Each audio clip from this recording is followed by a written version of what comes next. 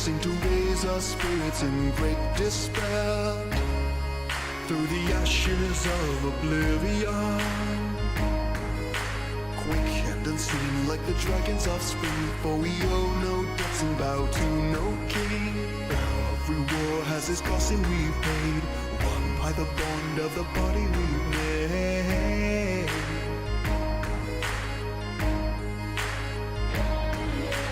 War with the call that the battle starts now. As the demons listen, we strike them down, fighting back the rifts of blood.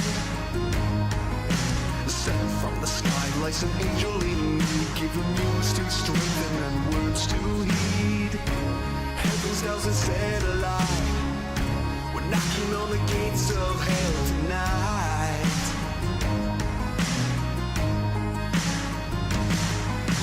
Broken swords and dragons' bones scattered all the way back home, beating to the sound of flashing steel. When the road heals down, shut the tales and legends talk, strengthened by the hymns of old, weathered out this fighting from this long, so we sing our traveler's song.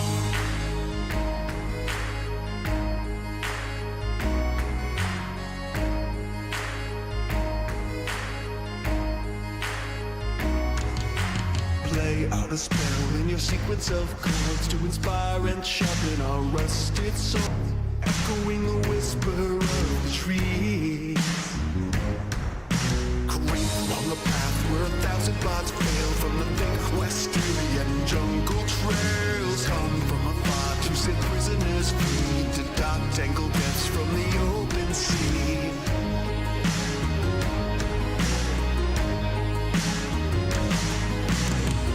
Swords and dragons' bones scattered all the way back home, beating to the sound of flashing steel. When the road heals down, shut the tales and legends talk, strengthened by the hymns of old, weathered out this fighting from this long, so we sing our traveler's song.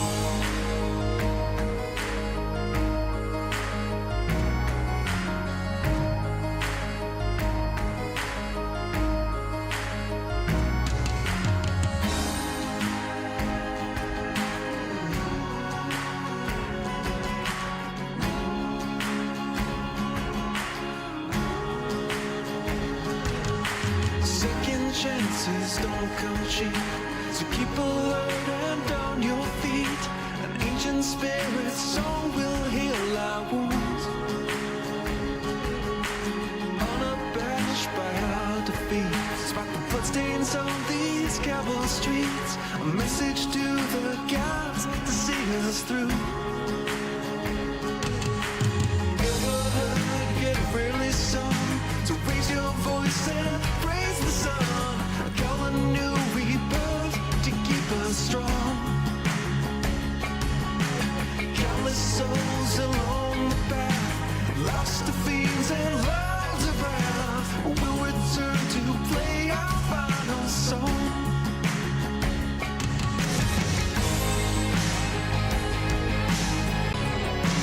Broken swords and dragons' bones scattered all the way back home, beating to the sound of flashing steel. When the road heals down, shut the tales and legends talk, strengthened by the hymns of old, weathered out this fighting from this long, so we sing our traveler's song.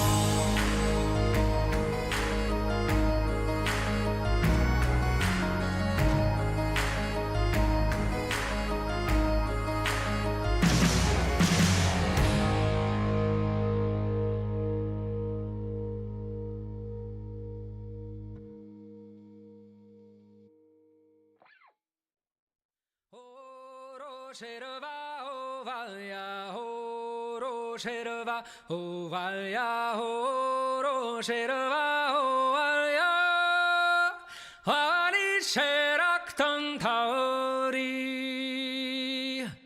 o ro sherva ho valya ho ro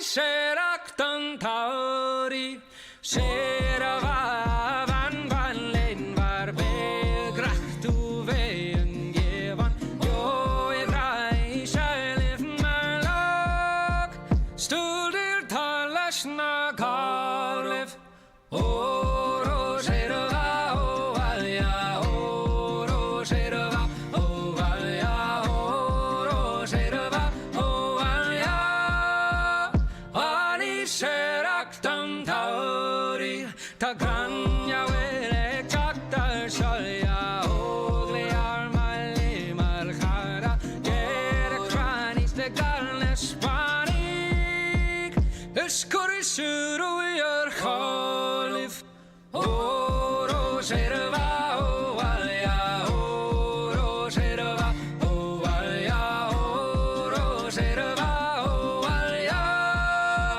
Ani o valja Oro serva o valja Oro serva o valja Ani serak tantauri Oro serva o valja Oro serva o valja Oro serva o valja Ani serak tantauri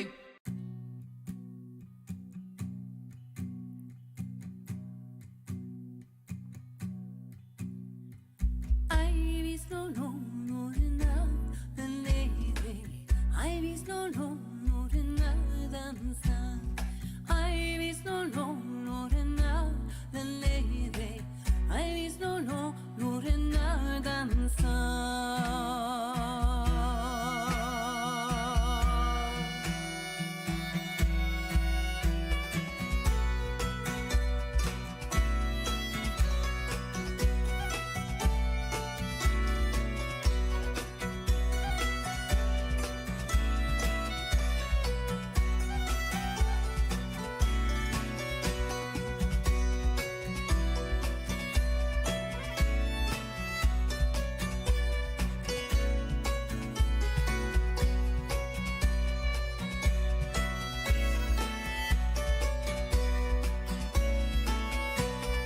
I vis no na the lady. I vis no na danza. I vis no na the lady. I vis no na danza.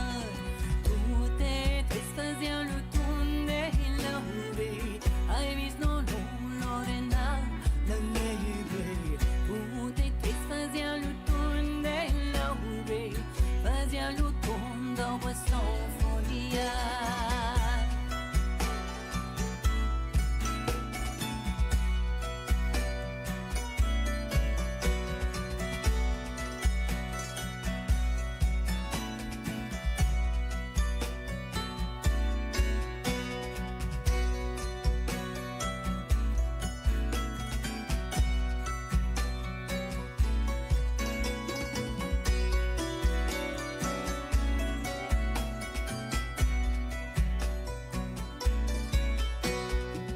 Aquí trimando the nada. Perseguan ya kau kesu. Aquí trimando the nada. Perseguan ya kau kesu. En que din una mesa. I vis no na no libre. No si foten del cool. I vis la lele Lorena Lolo.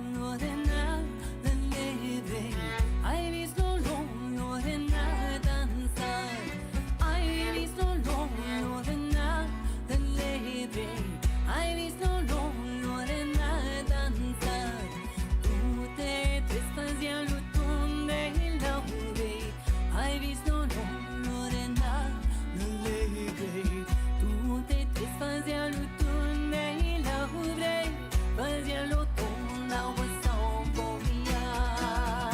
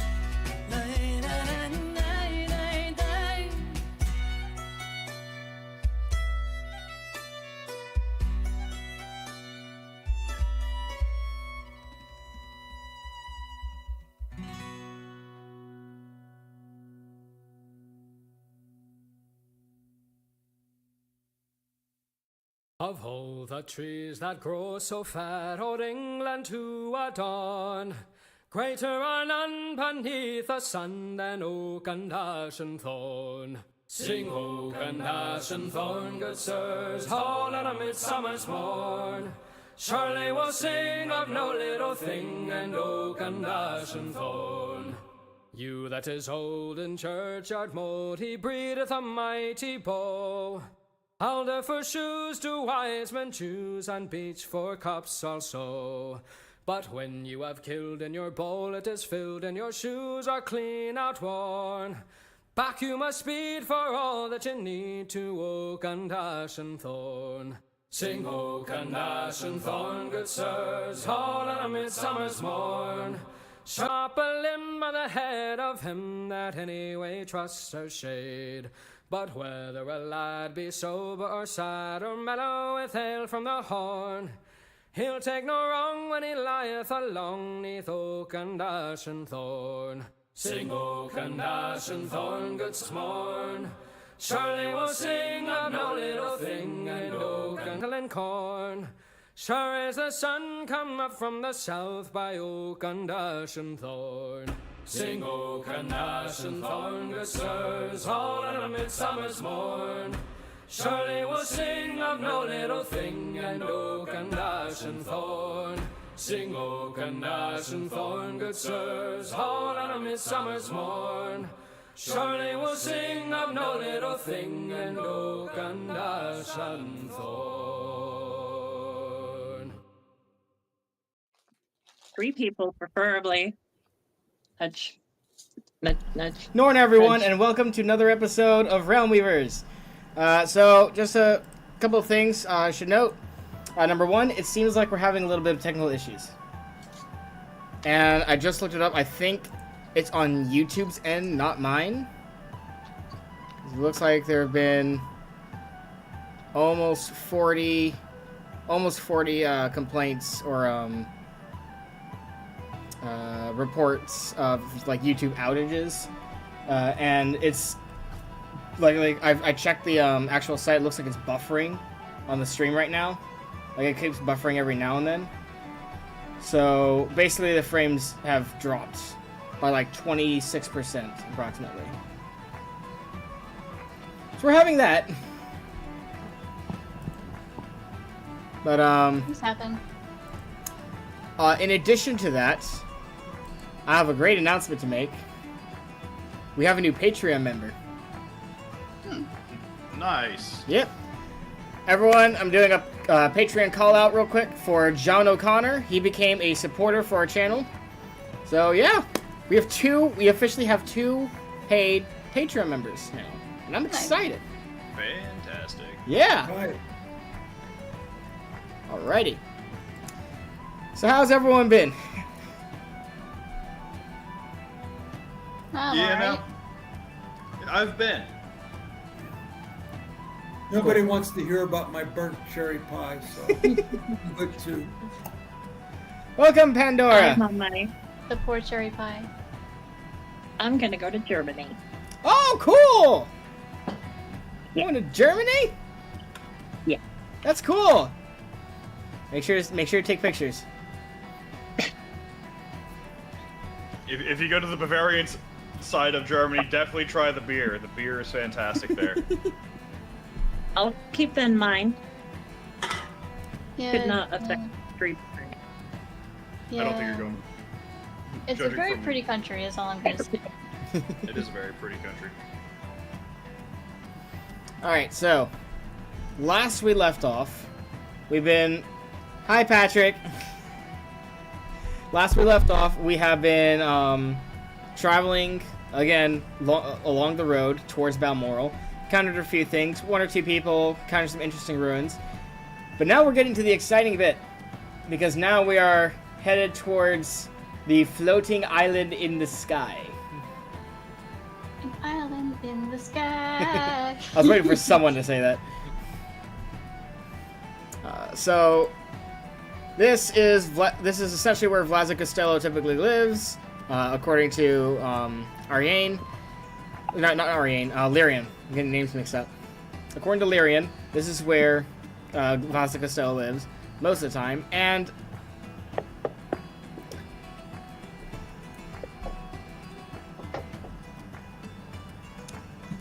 Cieldred just kind of like looks around and looks back at you guys and goes, "Hey, does anyone know where Bernard went?" He's a I thief. thought he was with you. Doing sneaky thief stuff. She's like, she looks at you over you and says, "Oh, I'm sorry, I didn't realize it was my job to babysit the child."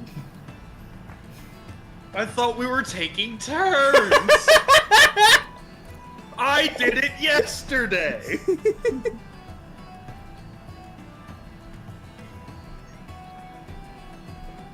Come on. You know what? Let's keep it up. She goes, I decided not. She's like, that wasn't my decision to have him. You wanted him. Look, he said he was gonna be useful. I get it, it was my decision. But at the same time, he's actually an inn. I have no idea Sorry. where he would. Go ahead, Dottie. And their horse crying because mom and dad are fighting.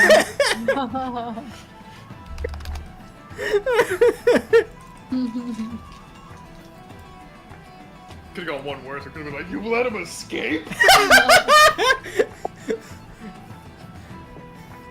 she's like, I didn't do it on purpose. You know how slippery he is. No, I don't! He's not usually oiled up!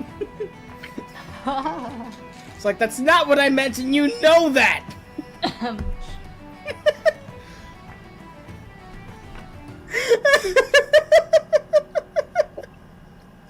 We're starting with comedy today, I see. We are starting with comedy. Lyrian just kind of like looks back and forth at you guys. You guys can just stand there in the middle of the road shouting at each other. It's like you can tell. Back to that. So let's get moving. Let's get moving. Let's get moving before problems happen. It's like everyone else can tell. Go ahead. I was just gonna say that I don't think Lorson has reappeared yet, so he doesn't know anything about this conversation right now. Yeah, how about this? Just at like before Troxal says let's get moving, Lorsan, you kind of like walk out of the trees and you see your group and you walk in hearing the last bits of that conversation before he says to move on. Can we please move on? Hi, Lorson. We're finished shopping here. We're heading off to the... Cieldred like snaps her head around. She goes, "Where the hell have you been?" You don't want to know. She's like, I kind of do. No, you really don't.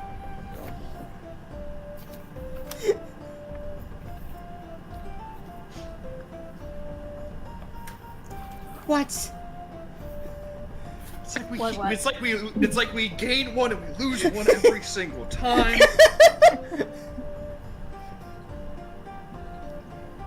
Did His Royal Highness enjoy hoofing it with his subject? As you guys hoof it, Cieldre and the DM both go, I really hope this doesn't become a trend.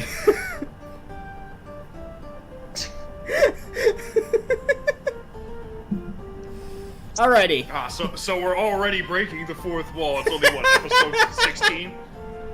Fantastic. Only the Dungeon Master gets that privilege. Until Nuh-uh. Grimshaw starts drinking silly.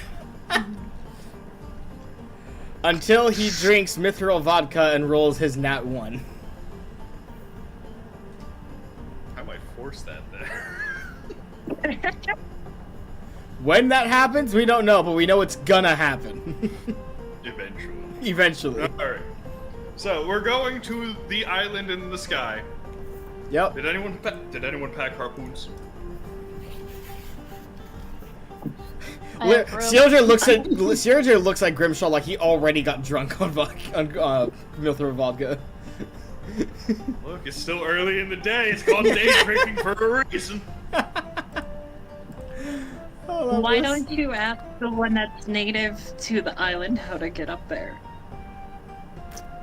Well, she's not native to it, but she knows about it because, you know, her father told her. So. Okay, well, Lyrian has been there before. No, she's told you before. She's never been there before, but she knows about it thanks to her father and him telling her. Okay. Yeah. Dottie and her player do not know that. This is true. So, Lyrian, kind of like, as you guys get closer and closer, you do eventually see the lake underneath the island. And you also do notice that there's water, like, steadily flowing, like there's a waterfall from the top of the island. Or not top, from the island pouring into the lake below.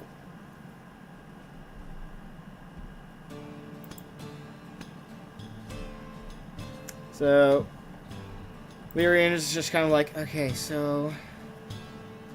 Big hill. The tree's there, just like you said. Alright, I think I know how. Follow me.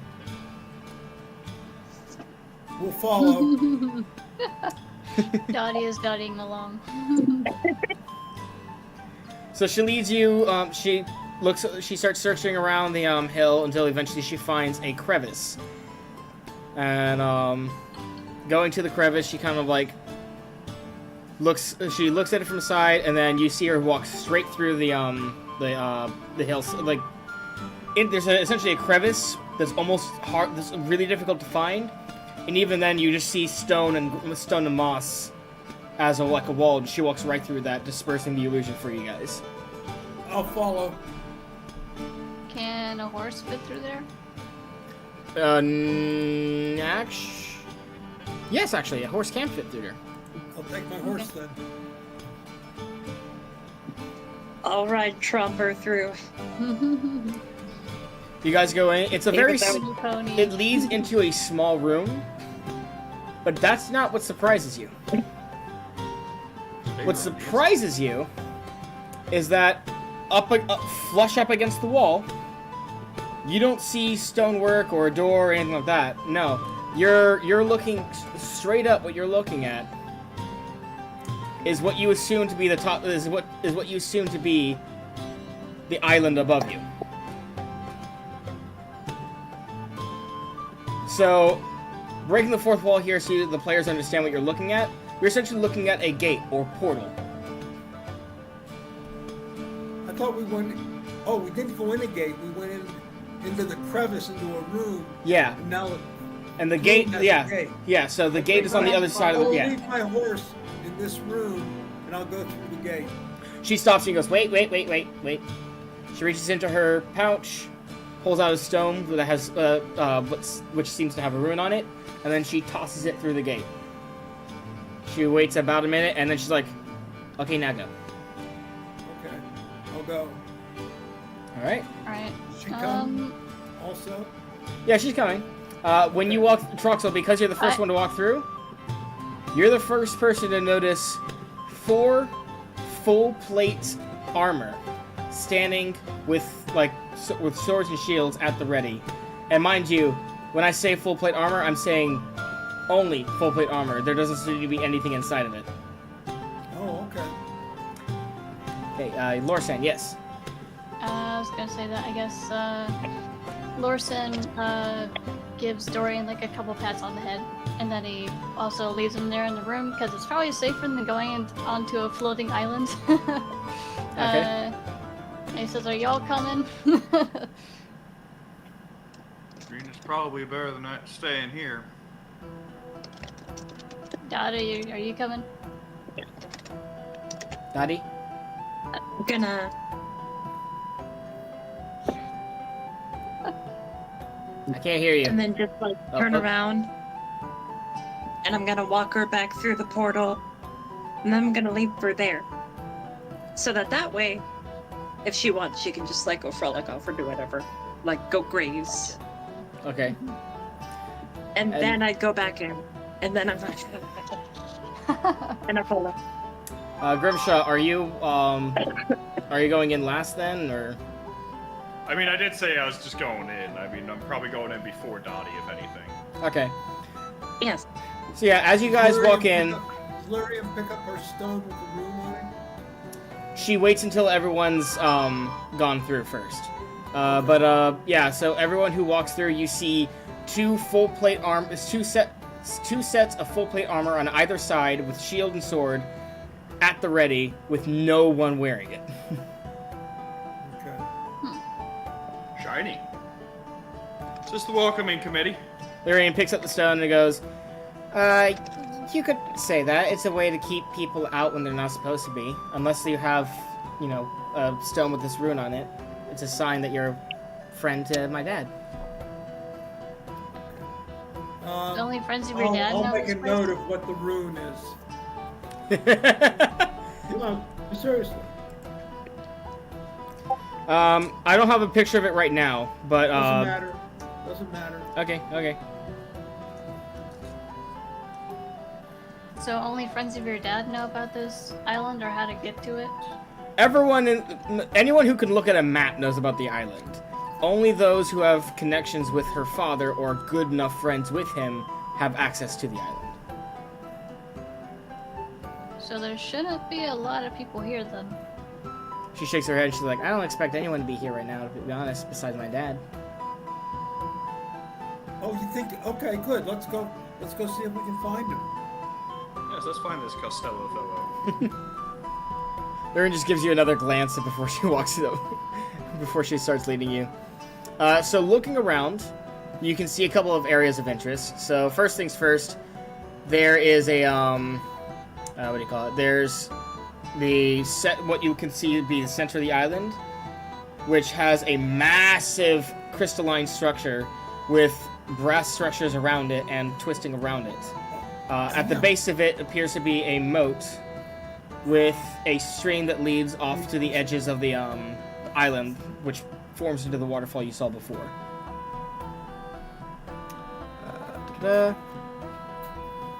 You can see a couple of gardens off to one side. You see what appears to be a building, and at the base of that building, or at the end of it, is a large tower. And then just beyond the tower, you see what looks to be a hedge maze. I'm sorry. It looks to be a what? A hedge maze. Hedge maze. And then off to the side, you also see another structure that's a bit bigger than the original one, and not connected to the base of the building or the tower. And Lyrian also mentions how there's a cave somewhere on the island too, but that Vlaza Costello has not allowed anyone to go into that cave and told her that if she ever goes to the island, never approach the cave. Okay. So, are we heading to the tower then, through the hedge maze? No, the hedge maze is like the back garden. Oh. Also, Dottie, I can't hear you. want to go see the hedge maze so There it bad, is. but I'm just gonna follow along. Just following along.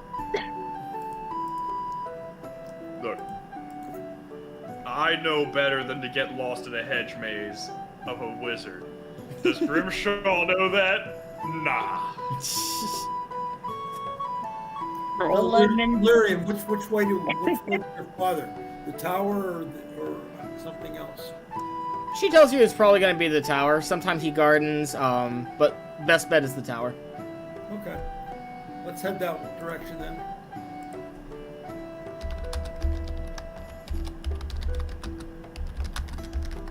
Give me 1 second.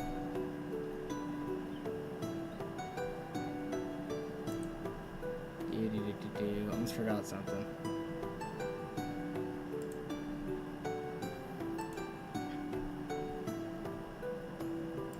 It's not working.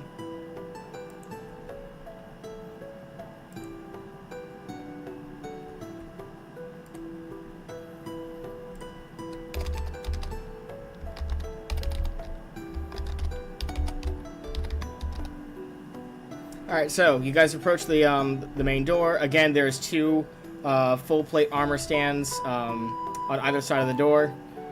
She kind of goes up, knocks the knocker. You guys wait a moment, and then the big doors open up a little bit. And most of you kind of are looking like, wait, who's opening it? But Dottie, you're almost at this creature's level. So you see this creature. Let me describe it for you once. Let me real quick.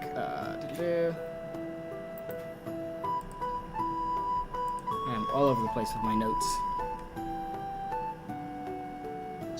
Pop it. Well, no, you guys have seen this kind of creature before, but she has not. That's why I'm describing it to her now. So first things first, this creature is about 1.5 feet tall, so it's literally half the size of your character. You are no longer the smallest thing you've ever seen.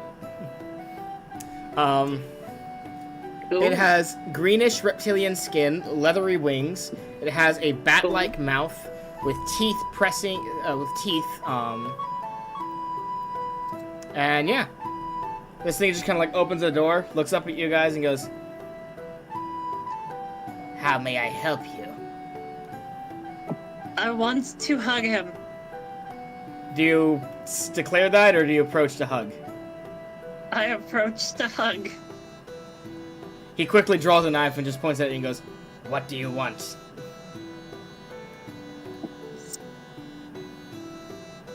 It looks at Dottie with the open arms, and then looks up at the rest of the group and says, "Is she your leader?" I'm sorry, he says what? Your what? Is she your leader? God, I hope not. He We are- doesn't I recognize thought we were Lyrium. going to- One person at a time. One person at a time. Troxal, you're first. He doesn't recognize Lyrium because Lyrium hasn't been here Correct. before. Okay, so I'll just introduce myself. I'm Troxal Kendall, and I'd like a meeting with Costello, the Archmage Costello, please. Okay, Dottie, you were seeing something? I thought we were going to communicate in small.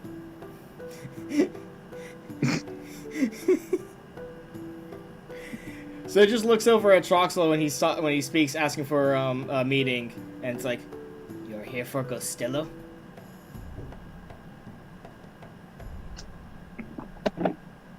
How did you get on here? They're just like, "Oh, It looks at the rune, looks at her, looks her up and down, takes a moment, and goes, "You were the girl she mentioned." "Yeah, Lyrian. Before she can finish, he's just like, "I know all about you, girl." Looks over at Dottie with her open arms.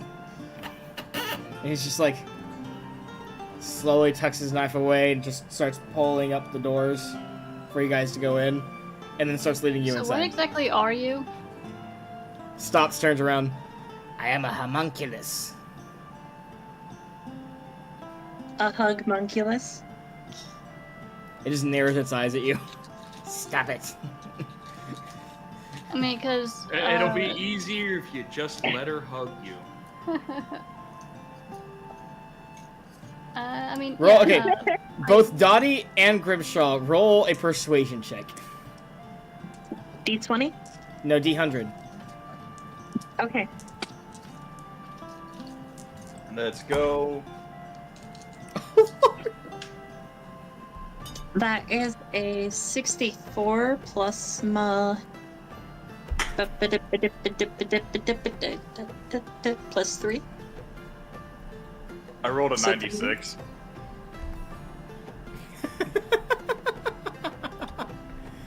Oh my gosh. This thing rolled a 15, so We win. you see it just roll its eyes and just like.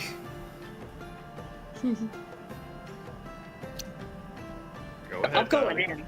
I'm going in. I'm like, this is one Are of those, there like, buns thieving races, are there like- bones crushing or bones crushing? buns crushing. No, bones crushing. They're not. They're not, like, it's not too hard, but I'm picking them up. If we're going like this. It's just like. Like how you hug a cat. Yeah. Yeah, you know how like the cat's tail will flicker, going like, "I hate this." That's what its Yes. wings are doing. Fantastic. In fact, Mission accomplished. Quest complete. We've saved the princess. Now we can go home. Did it.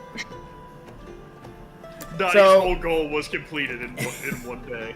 while she's hugging him, let me describe the room for the rest of you guys. So you're essentially looking at a very large room with double doors that you just walked into. You don't see any form of lighting, yet this place is perfectly lit completely. The floor is made of marble. There's armor stands that are set up along the room. What do you call it? There's a large table, which appears to be like a place for like this is kind of like a makeshift great hall. But what's more impressive is you look up, and it looks like, you know how like the like at Hogwarts it's like, hey look, we have an illusionary like weather and all that kind of stuff in the Great Hall.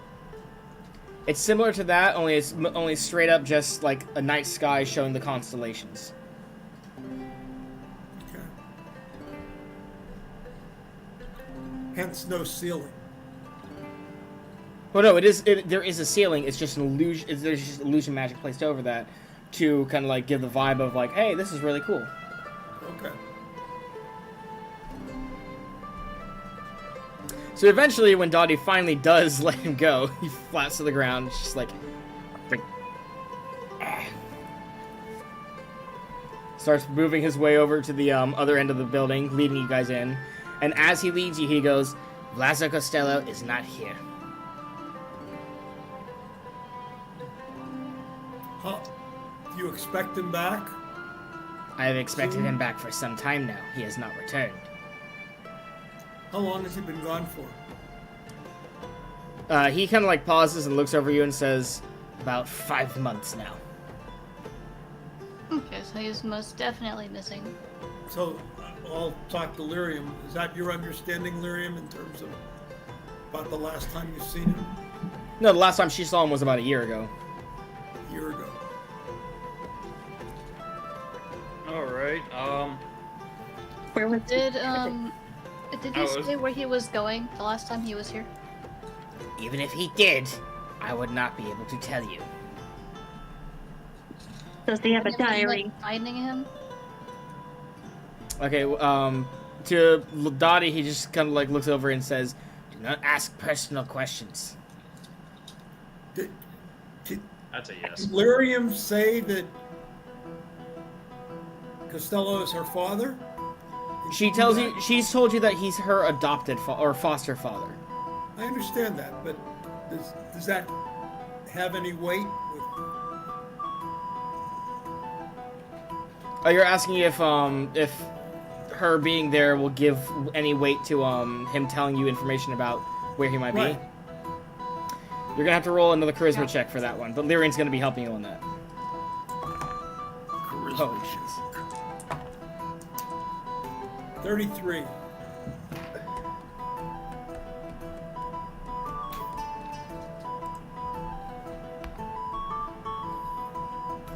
So yeah, you just kind of like.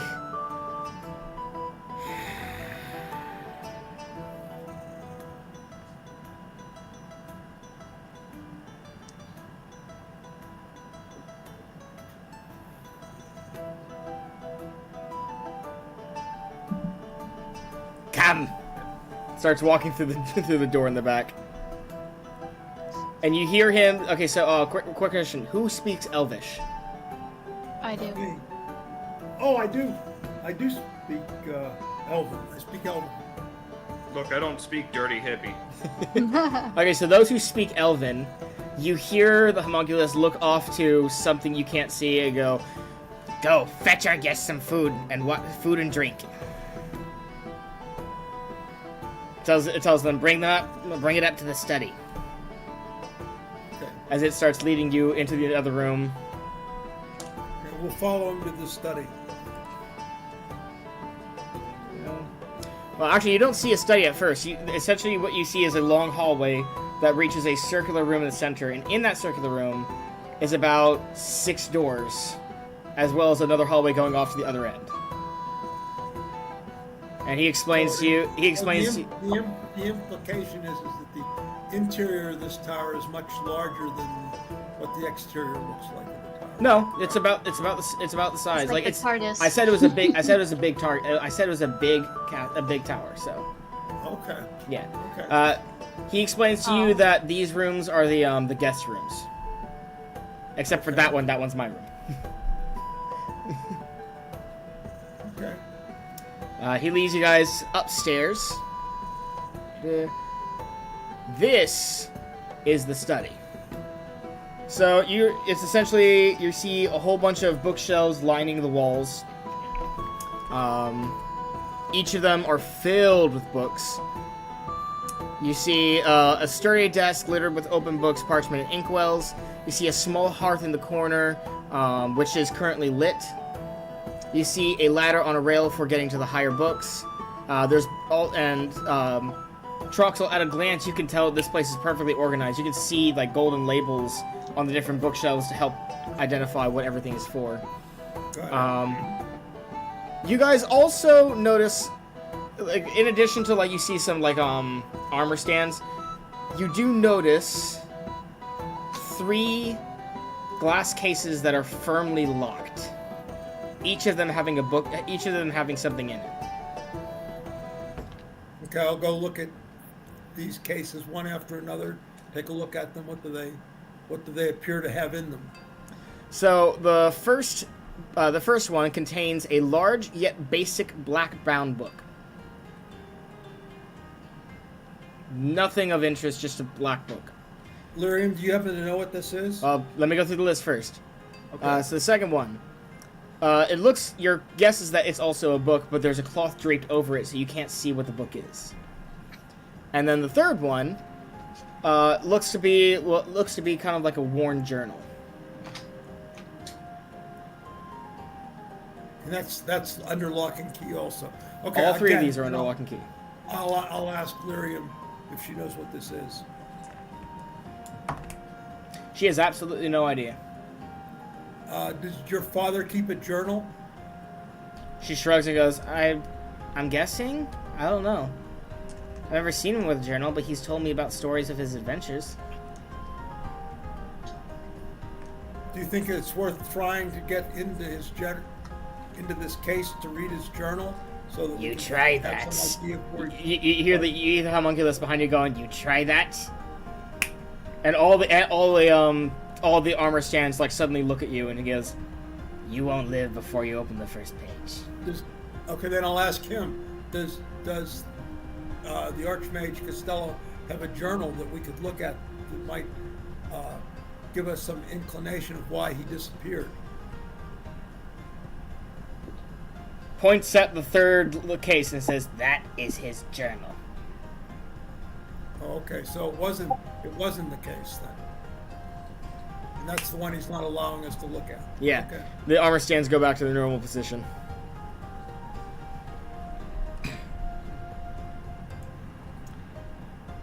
So the creature looks over at you guys and goes, "So, Lady Lyrian, you desire to find your father. She nods and he goes, well, he told me to make sure you don't go looking for him. Wow, what a caring father. No, it might have been because of the danger involved. Can't tell that. He kind of gives a wave and goes, fellow mage is exactly right. He said that what he had to do was dangerous and he wanted her to be as far away as possible. I'm never gonna keep it away from her. You're never gonna keep her away from danger forever. He just looks over at Grimshaw and goes, he kind of like shrugs and goes, I do as I am commanded.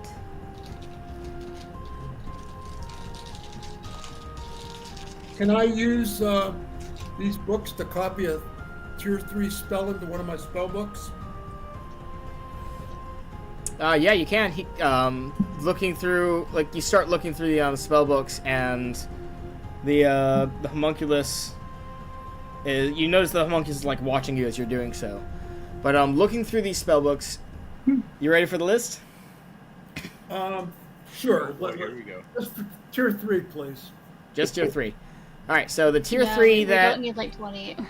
the tier 3 that you're able to find, ablative shield, blink, book restoration, clairaudience, clairvoyance, cloak of warmth and chill, concealed aura, detect energy, detect illusion, dispel magic, elemental blade lesser, falcon, feign death, flame arrow, fly, gust of wind, haste, hold person, improved familiar, infravision, invisibility 10-foot radius, material, monster summoning 1, perimeter sense, phantasmal force, protection from good or evil 10-foot radius, protection from normal missiles, seal greater, sepia snake sigil, slow, suggestion, swindler's bane, tiny hut, tongues, transparency, water breathing, and wind wall. Okay. I'll tell the group that I could put haste into my spell book. Now, does haste work on just one person, or does it work on the whole party? One person. One person. If you wanted to invent a spell, you could make a mass haste spell, but that would take higher levels and time to create. No. Then I'll just copy the spell magic into my book. Before you start copying, the homunculus walks over and goes, "You wish to record spell? Yes, please. May I ask that you humbly pay for, purchase the spell then?" How much? Dude, that's what I'm getting at.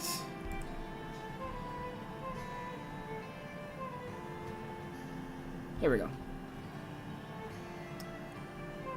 So for that spell, he's going to ask for 8 gold pieces. Okay, I'll give him a platinum piece and ask for change. He gives you exactly that. He gives you change. Actually, hold on. You give him the platinum piece. You see him like hobble over and then fly over to a desk. Opens a small strong box with a whole bunch of gold and platinum. Puts the platinum in there. Takes out 2 gold. Closes it. Locks it. Flies back over and gives it to you. Okay. It's kind of a good thing Bernard's not here. Good thing. What? Good thing Bernard's not here to try and steal the gold from the wizard. It would be fun. It would have been fun, yeah. I have a question. I may have answered. You first, Tia. No, I mean, it's, I was just gonna ask if there were any books on the Fae. You do find a few, yeah. Okay. Dottie, you were saying? While they are going over spells, I want to go to the armor. Okay. And I want to take chalk from my pouch. And on these amazing, fantastic, enchanted pieces of armor, I want to give them I want to start like looking out the nearest window and trying to make like a mural. And in Dottie's mind, it looks like a mural, and it's like this fantastic orchestra and bouncy and like trees sprouting across the woodlands and like the flowing, bubbling brook. I want But to roll reality- this to what Lorsan perceives it as. Go ahead. Hold on. Squiggly lines. Well, I rolled a 13. So I guess to him it looks pretty good. Yes. Art's Got the subjective. big approval from Lorsan. Lorsan is impressed, mildly impressed. But in reality, as she's like, it's just like a bunch of like squiggles and maybe like a triangle for like the mountain, and then there's like happy flowers that are like spreading out with like little leaf arms Yeah. with jazz hands. And I want to see if they do anything about it. The armor doesn't move. Oh, Sweet. It's a free canvas. freak. Want to Dottie is snap now- the other half off and give it to Lorsan. So Grimshaw, how does your character feel about this wizard tower that he's standing in? Too much magic. I guess I mean, Lorsan is. Sorry. Go ahead, Lorsan. I was just gonna say that I guess Lorsan's gonna take a look at some of the books that he found. Okay. What are you looking for? Re- I mean, how many books are there on the Fae they can read? You find at least 5 books. Okay. Is there one that have more in-depth knowledge on them? Like not basic stuff, but Like about what specifically? About their about their lore, their history, the archfey. Like, what are you looking for specifically? I don't know. I guess like their biology, their history, that sort of thing. Okay. So, the book on their history is kind of like when you read the beginning, it essentially starts out by saying like, keep in mind, we don't actually know the true history of the Fae. We're just kind of guessing here, based on what we've learned. Okay. Regarding the biology of the Fae, it makes a point to make people understand that their material body is not their true body. They are ethereal creatures that can manifest a material form.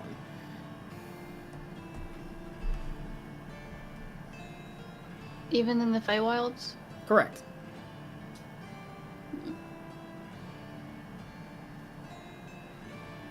So even if you try to kill them, you're not actually killing them. Pretty much. Like it's not their actual body. Yeah. Well, It's a similar case of like demons and angels. If they descend upon the material plane, they're forming a material body which their true self houses. If you destroy that, they're just kind of like temporarily banished to their plane until they can recreate it. Which means that you could technically keep demons and angels in this perpetual state of torment for the rest of their lives. Did you say torment? Yes. No, not torment. They're not tormented when they get back to their plane. No, they'll be tormented when they get back to mine, though. Never underestimate higher beings, people. Anyways. See ya. Lorsan, you paid for the haste spell, so that's good. Yes, Lorsan? I know. I was gonna ask what Grimshaw was gonna do since I interrupted him with my stuff. Grimshaw's looking at this whole place, watching the waterfall, watching everything else, and the only thing he can think of is how did they get the water up? Is it like just a perpetual spell that they're using?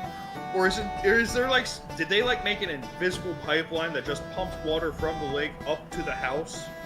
Is Grimshaw asking this, or is he just thinking about it? Pondering at this point, because he's not dumb enough to ask. Magic. He understands that magic is a major part of this world. He just does not trust it because mages use it for everything. case in point. The homunculus kind of looks at you and explains that the floating island was not the creation of, it was not, Vlaza Costello's creation. Still magic. He just kind of raises his finger and says, natural magic. Magic is magic. He kind of like Is shakes that why I have such he a shakes great his- babbling breath? he shakes his head at that and he's like, this is magic that affects everyone. The ley lines. Floating islands float along the power of the ley lines. There's no machination of any mortal that created these. It may be, but we found more than a few fallen islands recently, so... Ah. It looks like he almost wanted to say something, but then he stops himself real quick and shuts up. Why? Why? Strike a chord, did I? I cannot You say. know something. I cannot say. Sure you can, you just don't want to. No, How I about now? cannot say. I don't know. How about What? and Dottie runs up and she's just like, how about now? How about now? I'll let It her fly- hug you it- again. It flaps its wings so that its eyes are even with Threatened yours, by comes in hugs. close to yours so its eyes are like right in front of yours and says, I can't say. Oh, okay. So she puts the chalk in his hand and then she holds out like her shield and she's just like, okay, just draw then. But tell us. He does not have the self-control and throws it at your face. Well, you know, if you can't say it, maybe you can write it down. We can... At this point, it's just like, you know what? Not gonna dignify that with a response. So we already know it involves where Mr. Costello has gone. Oh. Because of his prime directive. He's not allowed to say anything to Miss Lyrian. Oh. And the fact that he can't say it about while she is present, because it's his job to basically safeguard her from wherever Abbott has gone. I have an idea. Okay? Lyrian, can you take me to go see the hedge maze? Pretty please. Let me see if Lyrian catches on to what you're trying to do. Nope! She's like, she looks at you and kind of like smiles and goes, yeah, I've always wanted to try and solve it. Come on, let's go! So Dottie We brings like away dogs Lyrian. Together.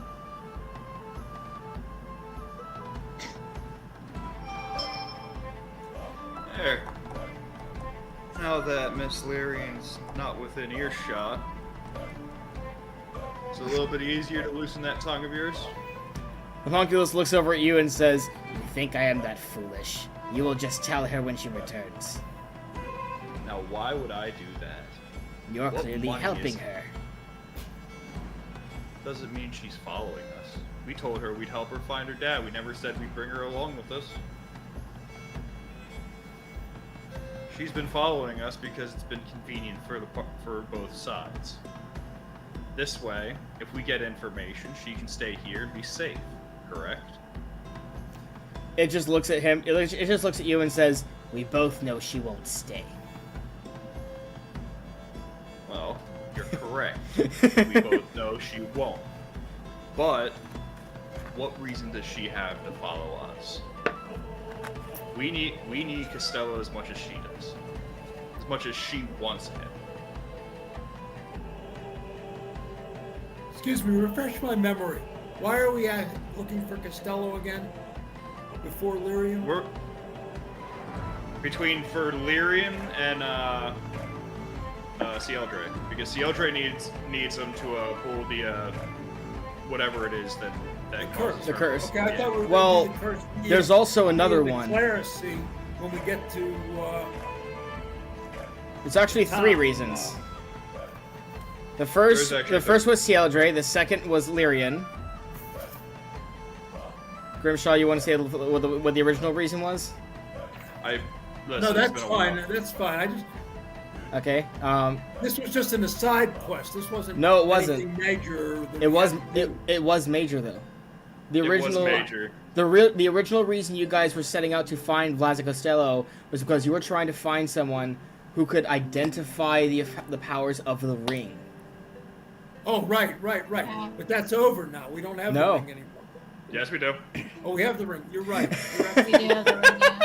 Okay, we do. First time Yeah. in 14 episodes that we brought this ring up. Right.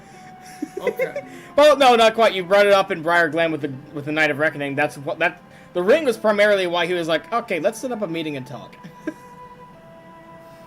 Yep. So, yeah. But I guess my point is that if Costello went out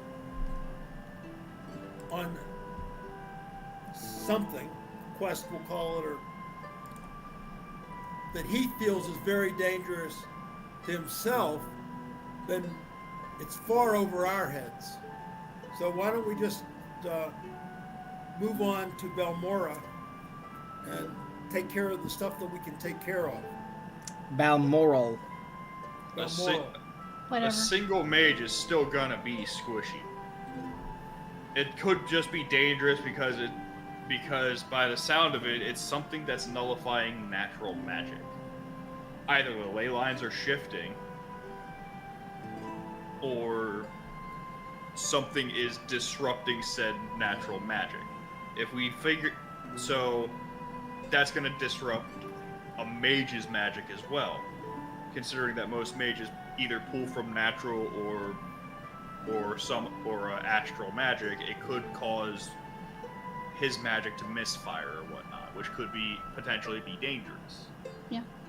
He's running an investigation on why he's probably running an investigation on why these islands are falling out.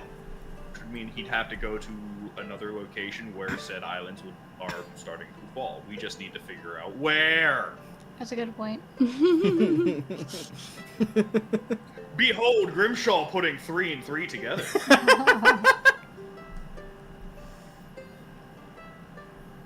Alrighty. So the homunculus is just like, now, food is downstairs, food and drink.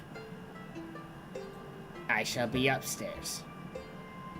Don't touch or damage anything. With that, he starts hobbling and flapping up the stairs. You know, he says that and then he leaves us alone. Don't forget the armor stands that are ready to move in if you touch or damage anything you're not supposed to. You mean the pretty armor stands? Well, no, you only did that to one of the armor stands, not all the armors. You're gonna do it to all the rest of them now. Yes. No, she's outside with a hedge mace. This is true. Well, when she comes back. She only has so much time, and eventually she's gonna get caught.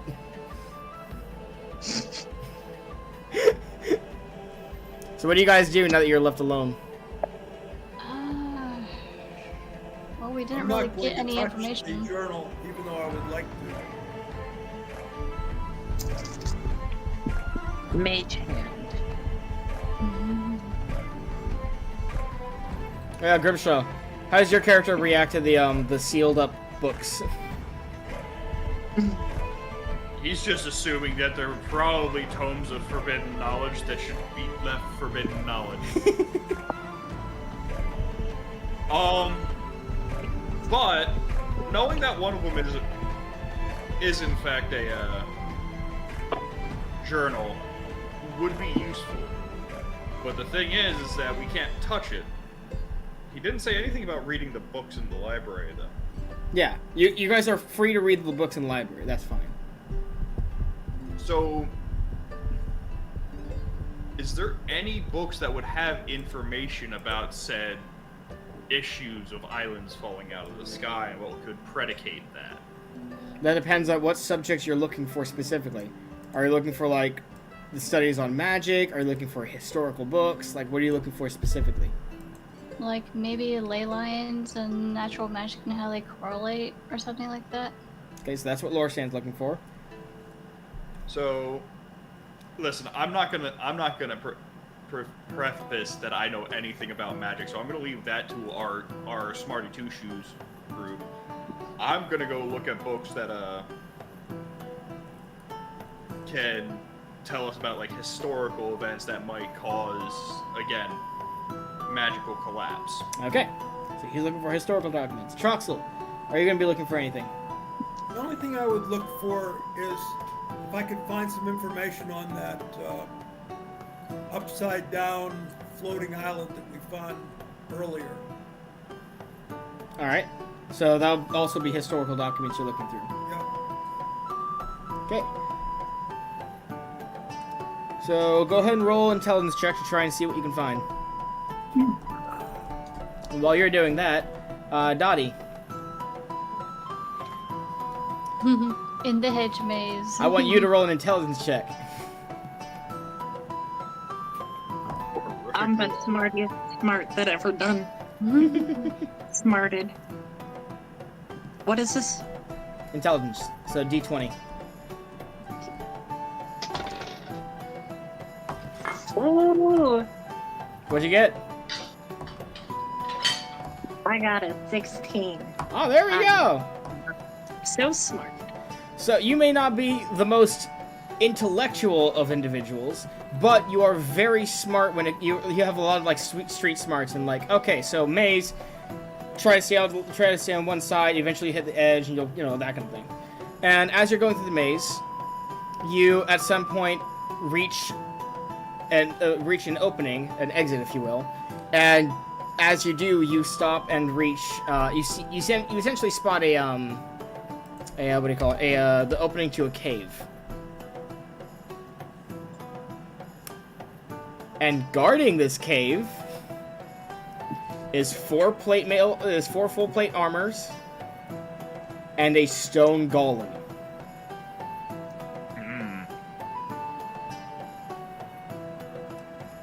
More canvases for my brimming art career. Okay.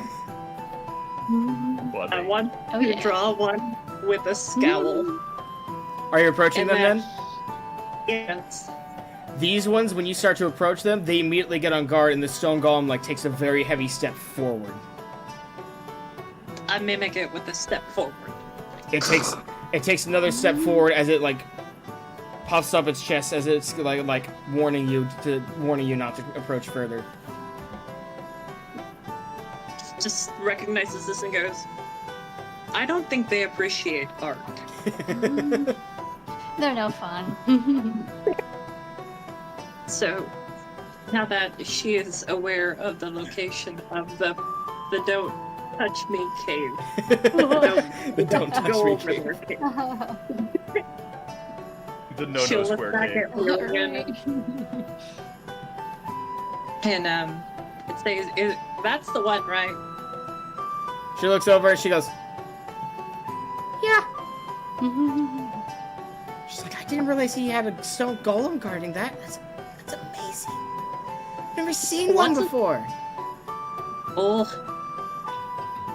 doesn't he look huggable?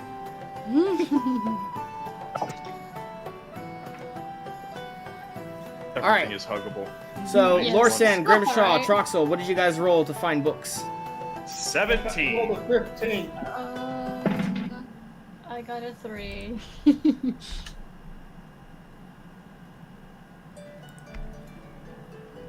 I guess Lorsan just gives up and he goes back to reading about the Fae. Alright, so, Grimshaw and Troxal, you both found something. So, Troxal, you were, as you're looking through your history books and all that kind of stuff, you're noticing a lot of history that, like, you recognize.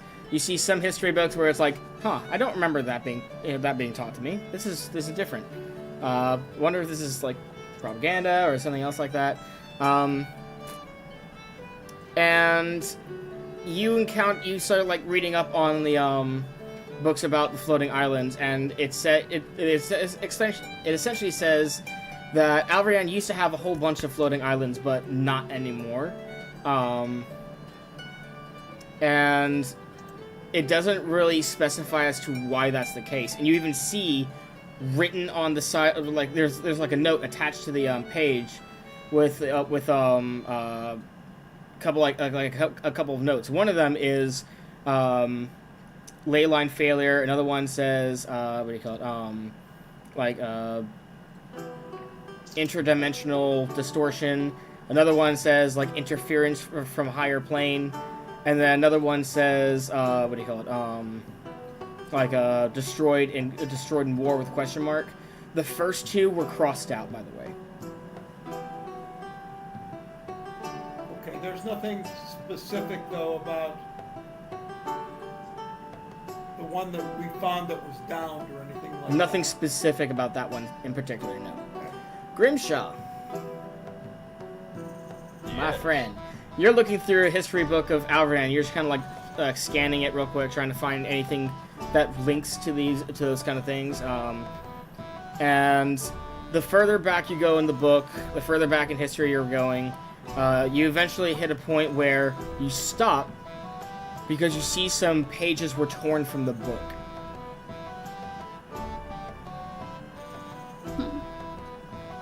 Interessante. So essentially what you're looking at is Library. the gap is, hey, this is the foundation of the this is the foundation of, you know, Alvardan. And then it jumps from that to essentially the story about talking about these 5 kingdoms, and you have no idea how they connect to each other because the connection is quite literally missing. Like, it looks like at least a 5-page missing. So either Vlasic took those pages, or someone else did before Vlasic got a hold of the book. I'm gonna go with the former. But I don't think it was. I don't think Vlasic would have ripped pages out of his own book. And let's just be honest here. Vlasic wouldn't rip pages out of his own book, nor would he shelf a book that has pages missing. So somebody took these pages either out on purpose after he was here. Maybe our 1-foot friend knows something about it. Our homunky probably knows something about this. We're gonna have to ask him if anyone's been in this place in the last couple months. 'Cause this is interessant. Yeah. We need to know. I need to know now. Is there a way to contact Mr. Homunky? He said he was going to be upstairs. Yeah, we know where he is. All right, so I'm gonna take the book with me, and I'm gonna go up and I gotta go talk to him. All right, let me describe the place you just arrived at. So, first things first, there are 2 windows, 2 large windows, one for sunrise, one for sunset. There is a large bed with silken sheets and a wool blanket with a small chest at the foot of it. There's a small table with 2 chairs and an unfinished game of chess. A shelf with various small figures made of wood, stones, and so forth of various historical figures. There's a sturdy desk with several locked drawers. There's a wardrobe with traveling clothes, high-class clothes, etc.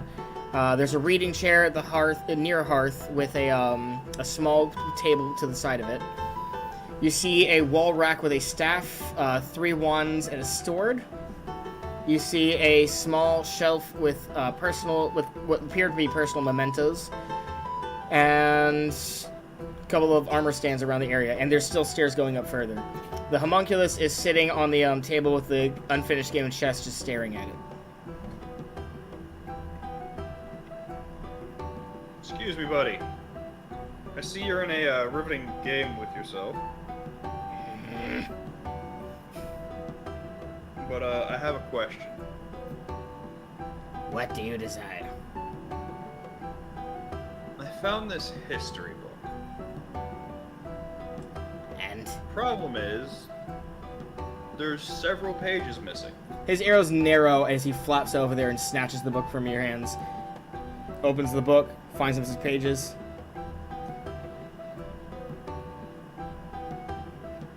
shouldn't be missing pages. You said You're right, you there found shouldn't. it like Obviously. this? If I took the pages myself, do you think I'd come to you with it? You see him just kind of like, true, I concede that.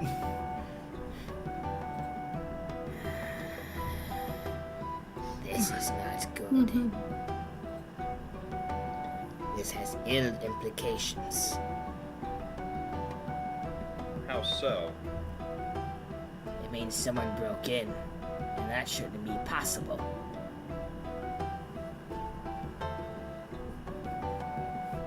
What's more, it's shortly after the founding of Alverdan. You know what happened in that period of time, or do I gotta find another source of history for that? It narrows its eyes at you and goes, if I tell you, your life will be in danger. My life's already in danger. I'm a traveler.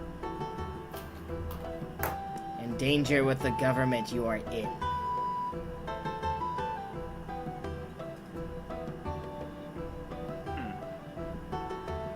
No.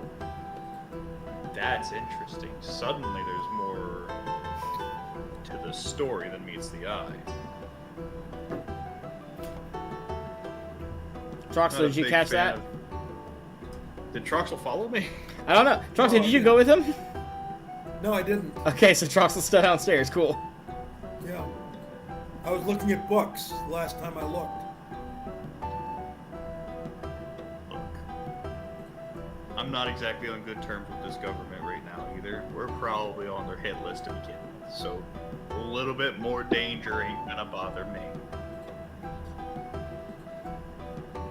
If they find out, you will be hunted so long as you're in this country, possibly even after you leave.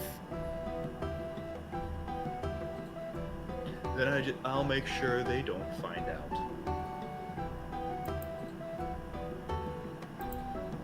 But if this information can help me solve any number of problems that I'm dealing with in this country, I'm gonna use it to my best ability. There was a war. A war before Alverdan was formed. This war was called the Dead War. This strikes something in Grimshaw because he remembers talking to a crazed man over in Briar Glen who mentioned the Dead War. Yep. That's the second time I've heard the Dead War. Ever since the creation of Alverdan, even mention of the Dead War was deemed illegal and high treason. I do not know too much about the war myself, but I will say this. The war came from one of the original 5 kingdoms. That 5th kingdom was completely destroyed, and the 4 remaining kingdoms merged to become Alverdan.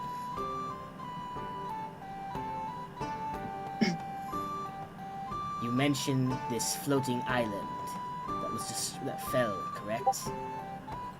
Correct. That was most likely one of the destroyed islands during the war.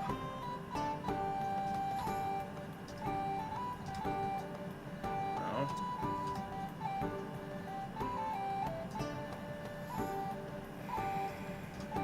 We need to figure out. Hopefully, you're telling me that this war is what caused these islands to get destroyed. Why is it such a big thing right now? Then? What happened to this country during that time that's causing such a backlash this far? That is one of the things my master sought to find out. He has yet to come back.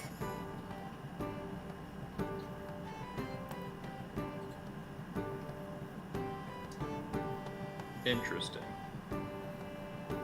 Well, whether you help us or not, we're still gonna end up looking for it. I need him, my friend needs him, and Lyrian wants him. Lyrian's gonna follow us irregardless if you tell us or not. If you shorten our trip, it'll be a lot easier to get Lyrian to safety, will it not?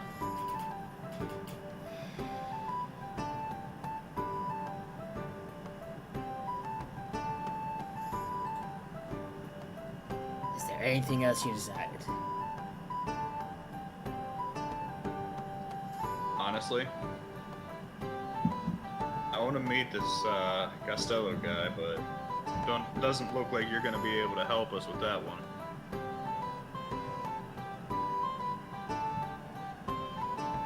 Because I need to know what's going on in this city from a unbiased eye.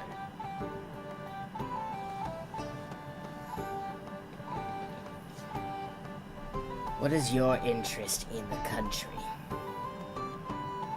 And do not lie to me. Is he like some sort of lie detector now? Strictly business. And let me tell you, taxes aren't good for business. Not when the people are getting taxed as much as they are.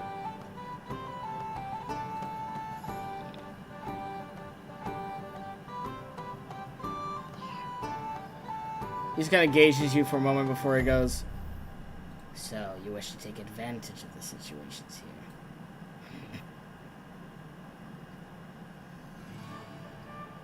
Look, I only do as much good as I need to get business rolling.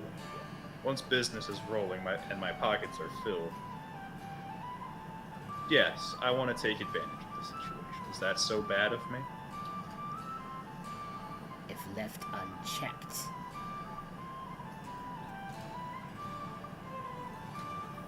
I have And seen... whoa! Go ahead. He's kind of like flying up a little bit and goes, I have seen what corruption can cause. I have seen what the love of gold does, not just to an individual, but to a country.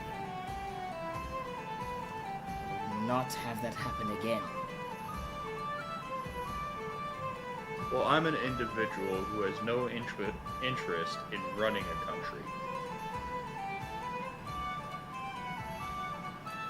He just kind of looks at you and goes, one doesn't need to be a king to run anything.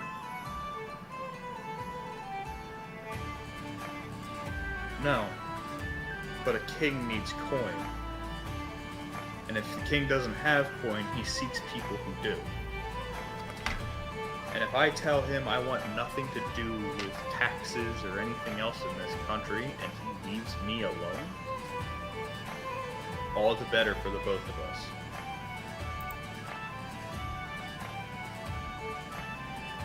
So Dottie, it's around this time where your character returns. So how was your hedge maze?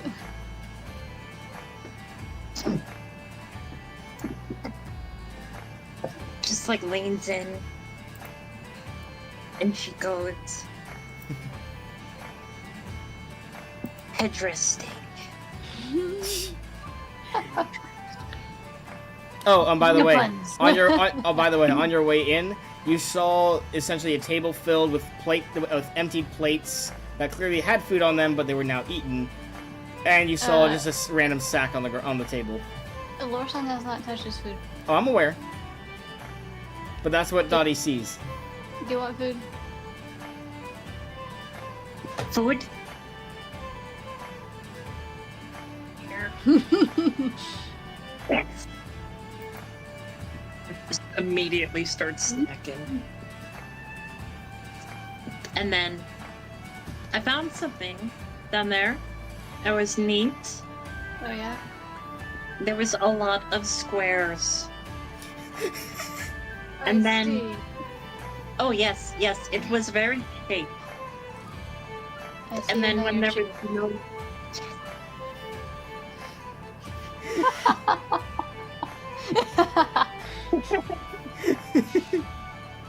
and then at the end of the square shape, there was the circle shape. And the square didn't go in the circle shape because it was a I mean, you could have just like shaved off the corners and made it into a circle. Where does the circle go? In the square hole. So, I went to go to investigate the cavern of Do Not Touch. However, my vaunted path was evaded by a plethora of standing armor and one very large golem who did not want a hug. Troxal, the word golem catches your attention as you're reading. Okay. What kind of a golem? Tyrion said it was a soul golem. A soul golem? Stone golem. Stone golem, okay. Oh, Good. yes, Stone stone. It was a golem made of stone. I'd be horrified if I found out that the kingdom's greatest wizard made an entire golem made out of nothing but souls. I mean, I'm So pretty sure it's never- possible. No. It may have been the SOLE golem.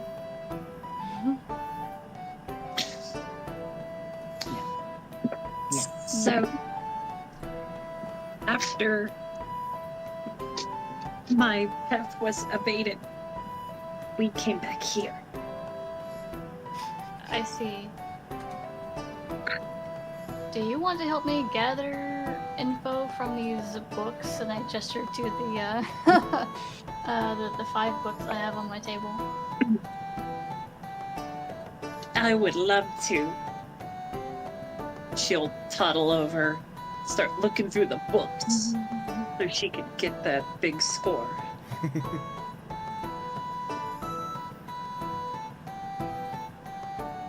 So what are you looking for Do in I need- particular? Well,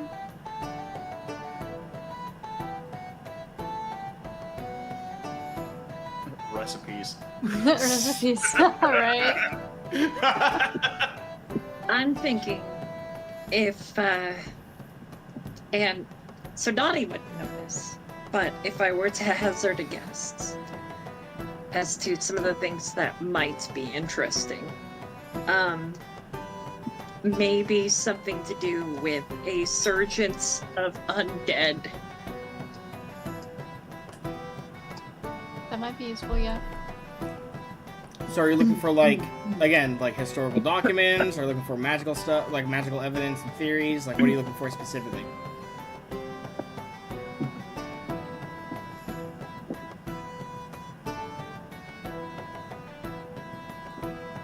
Magic stuff?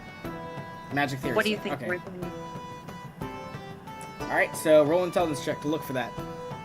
Troxal, when you finish your book, what else do you do?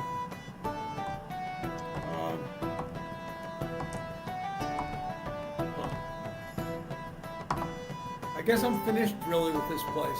I'm ready to go to Balmoral. Well, looking around, you see Lorsan and Dottie and Lyrium, but you don't see Saildre or Grimshaw. Well, I'll stay with the people that I'm with until the other 2 return. So you're not going to explore or go to, or find them? I don't. I guess the only thing I could do is go upstairs. I'll go upstairs and see what's upstairs. Okay, so you go into the essentially the bedroom, and you see Grimshaw talking with the homunculus, and you do see another set of stairs going up further. I'll talk to the homunculus and ask, can I go up these other stairs and see what's upstairs? Give me 1 second. Dottie, what'd you roll? Oh, am I rolling to help Lorsan? You're rolling to find books of interest. Yeah. So roll intelligence. Oh, okay. That's why I asked you what you were reading or what you were looking for. Well, he failed to find anything of use about the the magic and ley lines, that sort of thing. So maybe he'll try again. What'd you roll? I rolled a 12. Oh, no. I was asking what Dottie had rolled. We know what you Oh, I rolled. see. So Dottie, what'd you I roll? rolled the most splendiferous, immaculate Lord. Oh, display jeez. of sleuthing and transcribing and ancient scowling through It's a a one. plethora of pages, but I did not find a single picture book. So it was 2.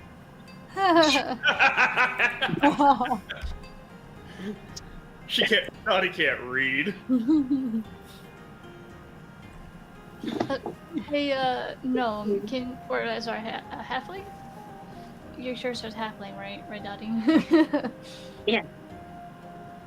Do you know what letters are? Oh, they're the thing that you send to people when you attach them to an owl, and then you go, yep, and then it goes, No, not Then it's- owls. That's the wrong world. Yeah, it's foxes here. You gotta fox them. All right, so Troxal, roll a persuasion check for this guy. Persuasion check. Yep. Okay, that's a 83. You guys are doing really good today. Well, for persuasions, yes. All right, so he begrudgingly says you can go up. He just says, like, from one mage to another, don't touch anything you shouldn't be touching. Okay. So going Up there. upstairs, the next floor, you see heavy wooden tables covered in alchemical flasks, alembics, measuring tools, arcane diagrams. There's ventilation systems, especially windows, that are designed to prevent toxins from lingering. There's a carved-in section for magic circles to be drawn. There's cabinets and drawers. There's There's shelves that carry what seem to be unfinished, experimental, and finished potions. There is a stone slab off to the side. There's a couple of bookshelves with what you assume is a reference books.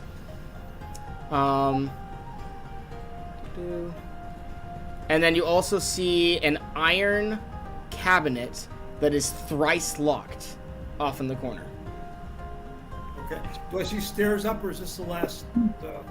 There are more stairs up, yes. So there's 3 locks on it? On the I cabinet, on the assume- iron cabinet, yes. This is an alchemical lab, I can trust. Yeah, it looks like a laboratory, yeah. Okay. I'm going up the next set of stairs. All right. Here, you see a large window with a brass telescope, finely crafted. You see a work table with star charts, scrolls, and quills. And there also seem to be a couple of maps of Alverdan there as well. Even a map of ley lines. You see a subtle. You notice a few subtly carved runes in the floor, and looking around and analyzing it, you realize that it makes a sort of astrological clock or calendar. There's also a small globe, an astrolabe, and a large mirror. And this is the top. I'm gonna get out some paper and pen and start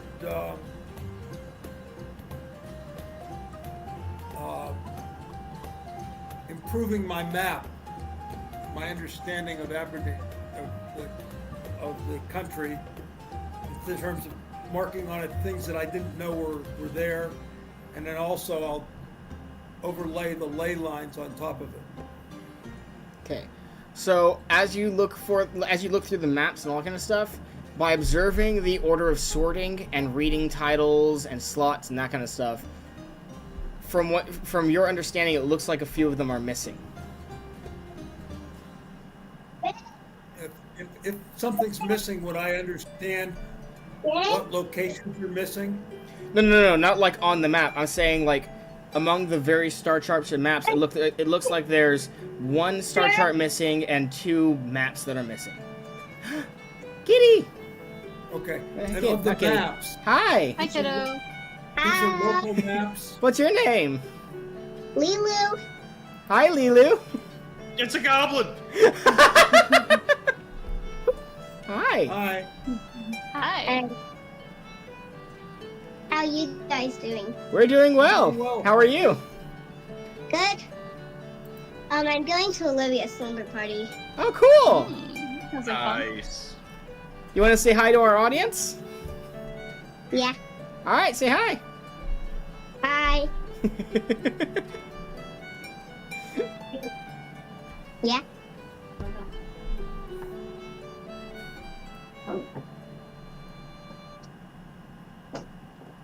Cute. That was adorable. I'm sorry, that was my niece. No, that was No, perfect. you're That was fine. adorable. I love that. She's trying we're- to find her brother. And if the stream is to be interrupted, that's how I want it to be interrupted. So back My random goblins got it. back on the thing. So if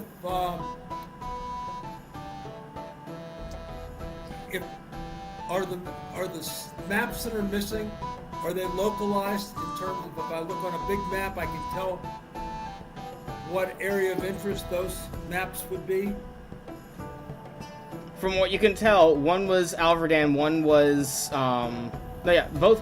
So the two maps that were missing were of Alverdan, Oh, and one of the maps was a star chart.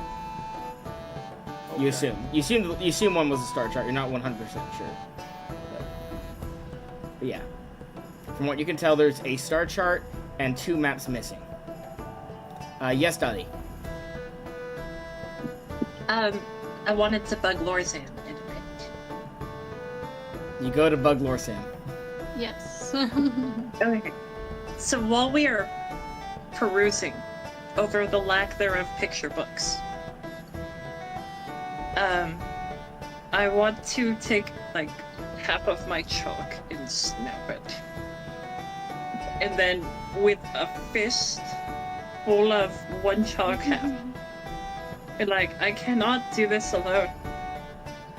And I want you to know that I need your help. There is not enough time to transcribe beauty upon these canvases. And together, we can vanquish this blank space.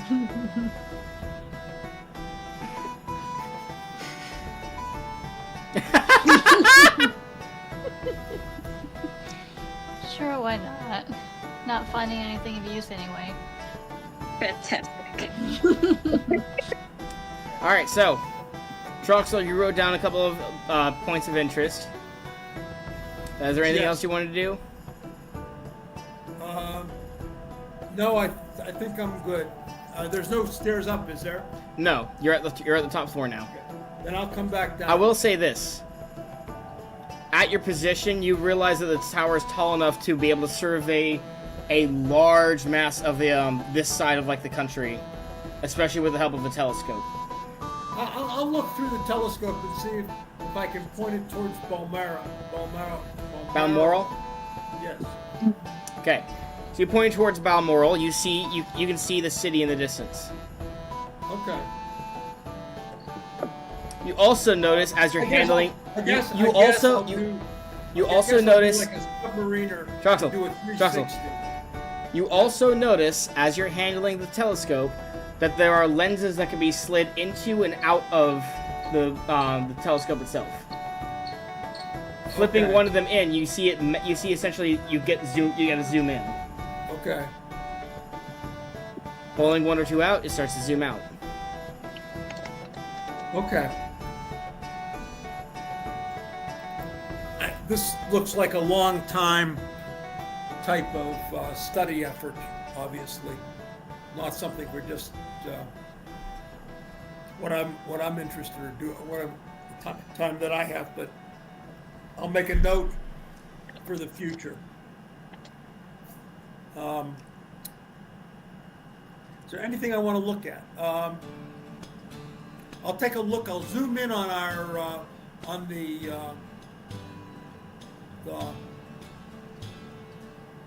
upside down floating island that we left last week. It's so if you didn't know where to look, you wouldn't have spotted it. You barely. I do know where to look, and I'll Let- do a magnification and see if I see anything. I know. I'm getting there. Let me Okay. finish.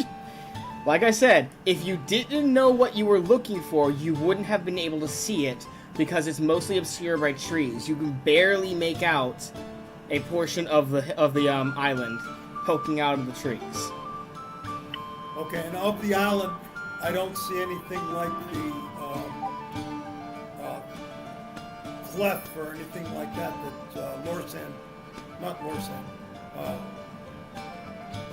Lyrian took us to get up this one. I don't see anything, any openings that are obvious or anything like that. No. Okay, I'm done. I'm going back down to the main room. What do you tell? Do you talk to your group about what you found? Absolutely, I'll tell them everything. Okay, so Grimshaw, I'm curious as to how your character would react when he hears that a star chart and 2 maps of Alverdan were missing.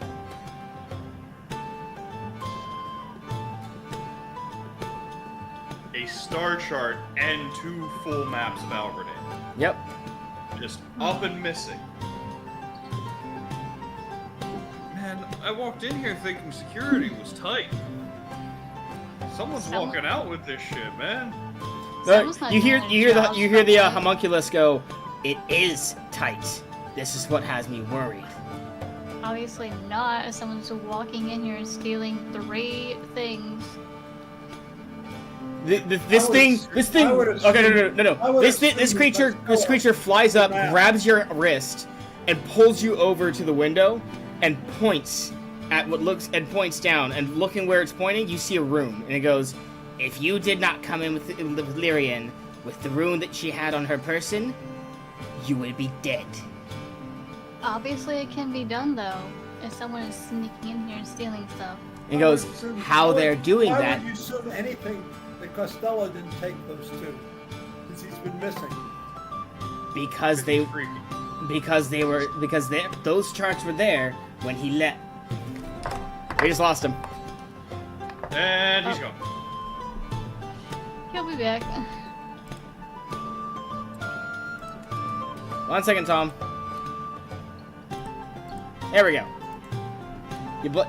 You got cut off. You really lost you.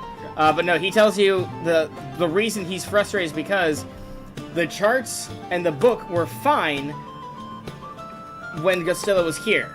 So sometime between when he left and your guys' arrival, pages were torn from a book, star chart and maps were missing. So now he's wondering what else was meddled with without his knowing, and he's very worried as to how this happened. Dottie, yes? They're taking the maps of Alverdan. Could somebody have? Oh, hold on, Troxal. Go ahead. Okay, What go about ahead. the Knights of Alverdan? They're taking the maps to Alverdan. They're taking the maps of Alverdan. They're taking the hobbits to Isengard! So I have a question. Yes. Does your cave of do not touch? Does that this is an important question. Does that go anywhere? No. Does it come from anywhere? No. Is it if possible he goes, that there if may it be? if it comes from somewhere, it would go to somewhere as well. Travel is a two-way. Yeah. So Is can I ask- it Go possible ahead. that with all of your magic, timey-wimey, wibbly-wobbly,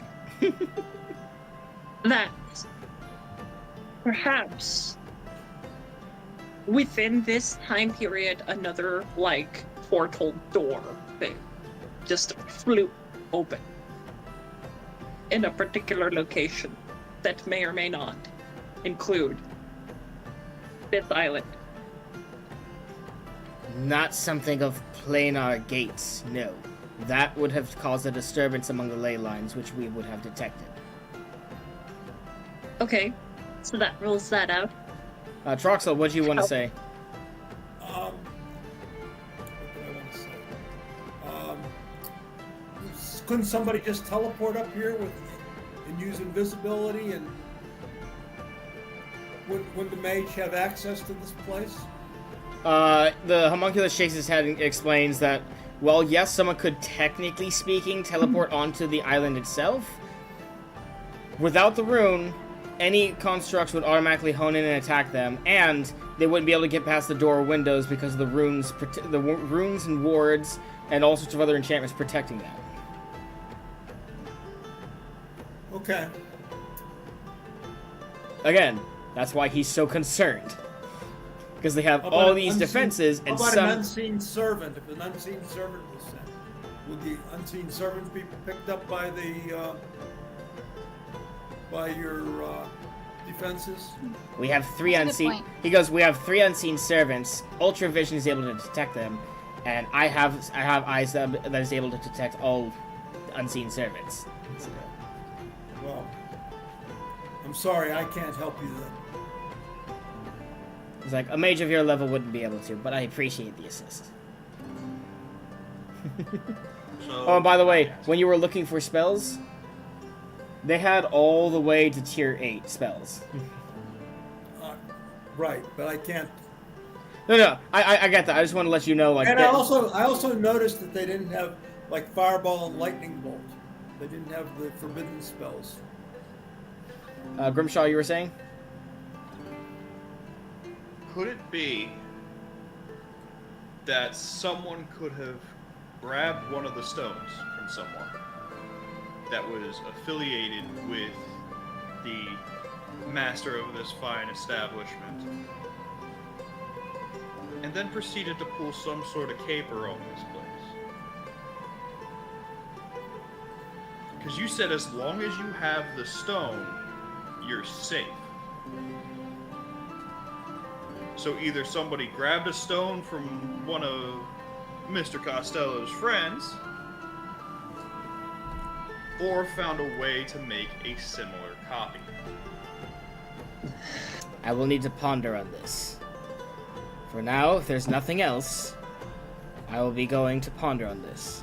You are free to stay in the guest rooms, or you may leave and head for Balmoral immediately. Either way, I will bid you good day. Honestly, a day in a nice bed probably wouldn't go remiss.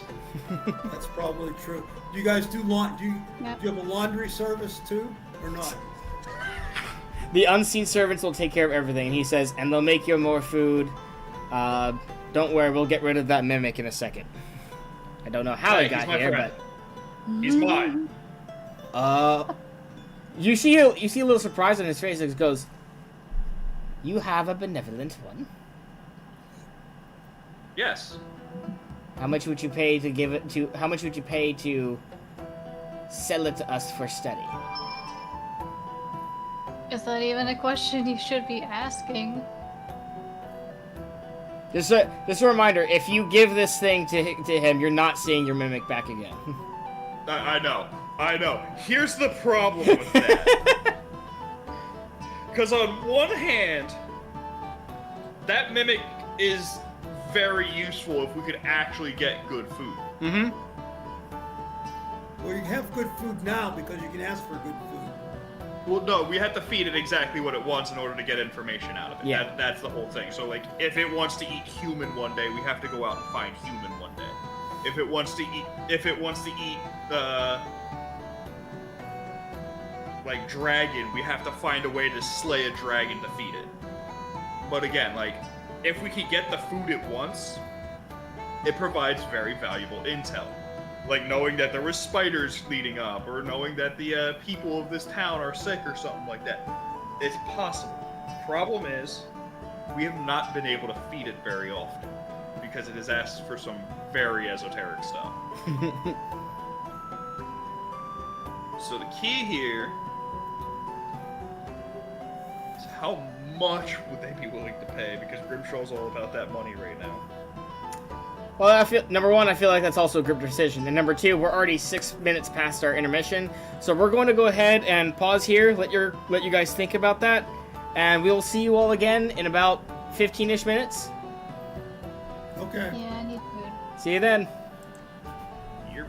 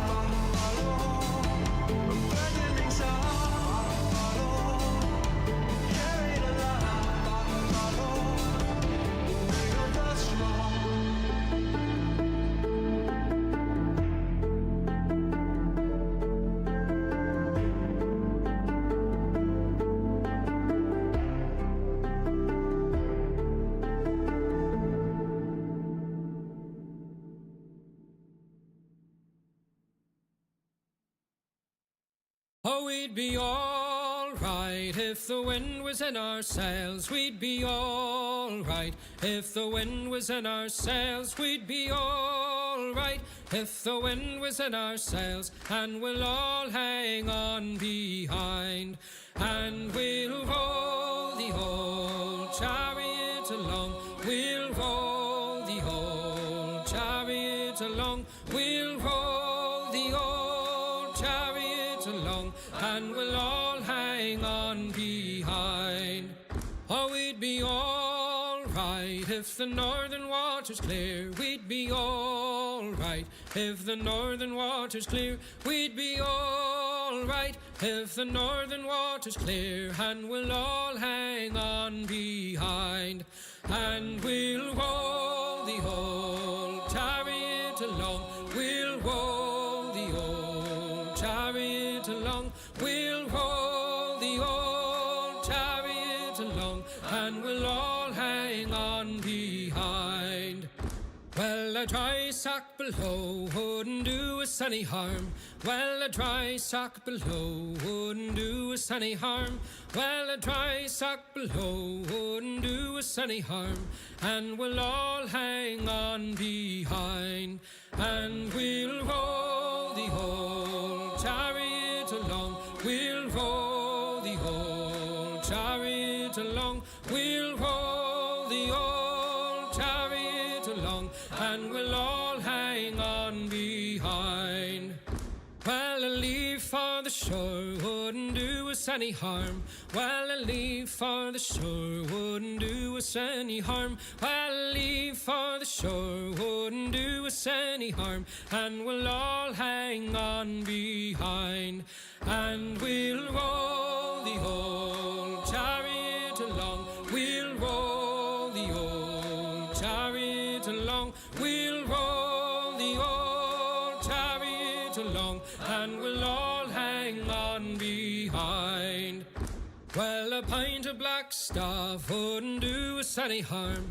Well, a pint of black stuff wouldn't do us any harm. Well, a pint of black stuff wouldn't do us any harm. And we'll all hang on behind, and we'll roll the old chariot along. We'll roll the old chariot along. We'll roll the old chariot along, and we'll all hang on behind, and we'll roll the old chariot along. We'll roll the old chariot along. We'll roll the old chariot along, and we'll all hang on behind.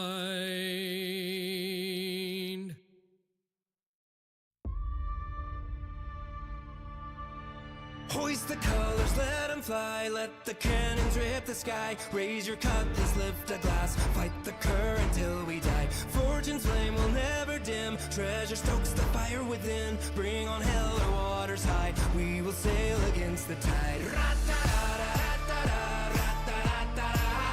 Bring on hell or waters high. We will sail against the tide. There's a chill on the water as the trail's getting hotter. There's no taming the fire. It's the burn that we crave. The storms keep a coming. Let it rain, don't mean nothing. Through the peril we're drumming as we shout the refrain. Hoist the colors, let them fly. Let the cannons rip the sky. Raise your cutlass, lift a glass. Fight the current till we die. Fortune's flame will never dim. Treasure stokes the fire within. Bring on hell or waters high. We will sail against the tide. Bring on hell or waters high. We will sail against the tide. Hail the kings of the ocean, the sons of the broken. Every crew cries devotion when the wind screams our name. Bow down on the water, save your skin, make an offer. Pay your due to the coffer as we cut through the seas like a hurricane. Raise your cutlass, lift a glass. Fight the current till we die. Fortune's flame will never dim. Treasure stokes the fire within. Bring on hell or waters high. We will sail against the tide.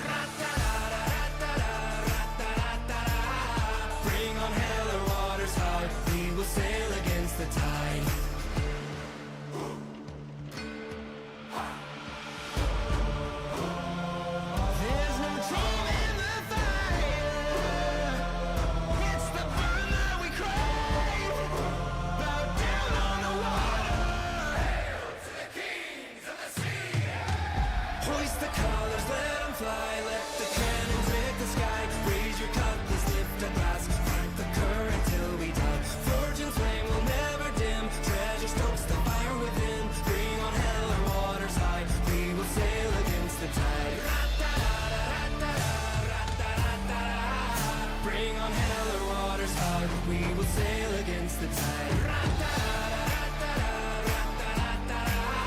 Bring on hell or water's hard, we will sail against the tide.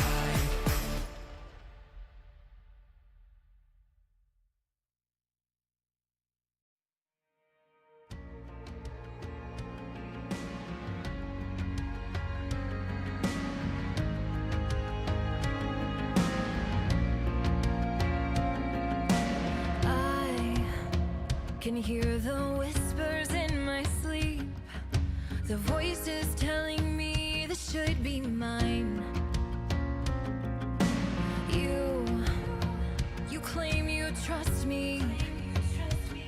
You think I don't see the doubt behind your eyes. I'm gonna build me an empire, and it's lonely at the top. But madness and greatness can both share a face, and nobody will ever convince me to stop. It's my destiny.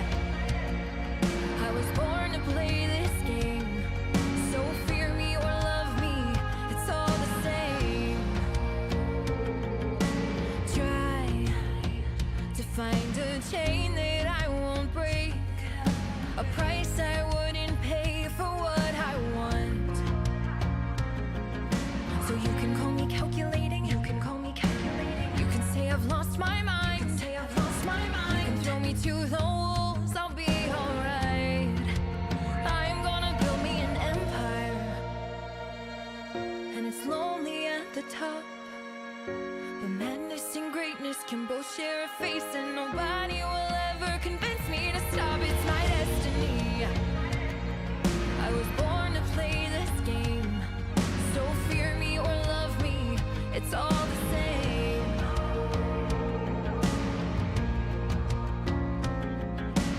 Just one word, I'll let the world burn.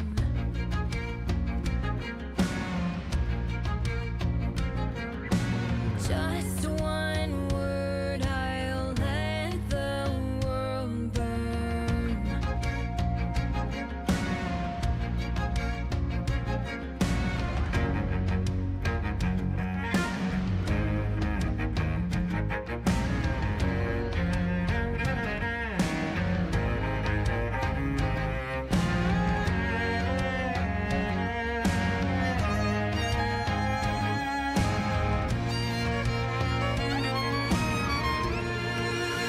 I'm gonna build me an empire, and it's lonely at the top. But madness and greatness can both share a face, and nobody will ever convince me to stop. It's my destiny. I was born to play this game, so fear me or love me, it's all the same. So fear me or love me, it's all the same.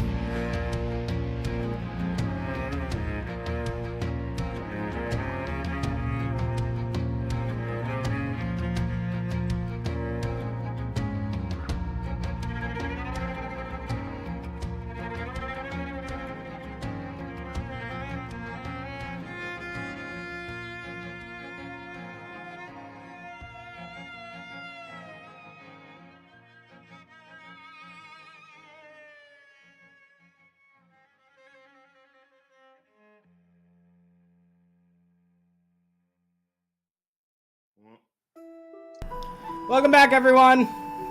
So I was telling. Oh wait, he's here. That's funny.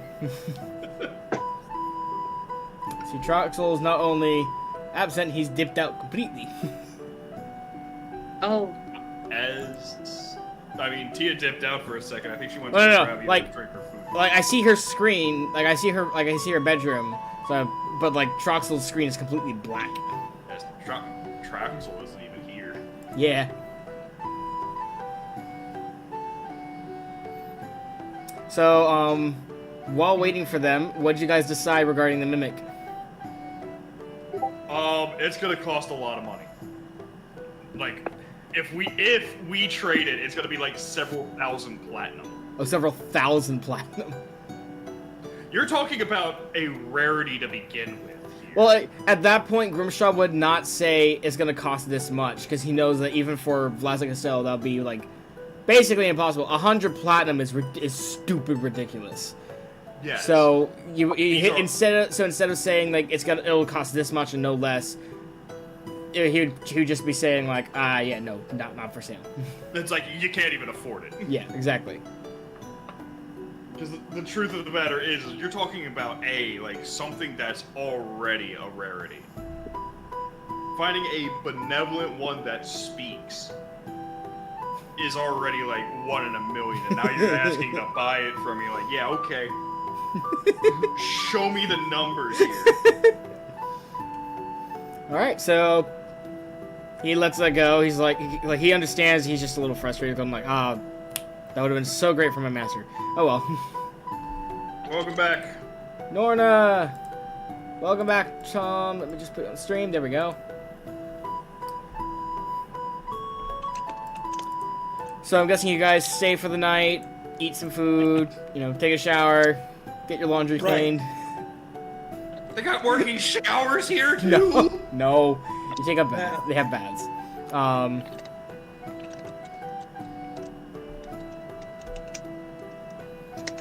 Sailor returns to the tower after a little while and goes, alright, so what'd I miss? Quite a bit. There's a lot of missing things from the tower despite the, excessive amount of security. The most powerful mage in the country, his home was broken into and stolen from? Yeah.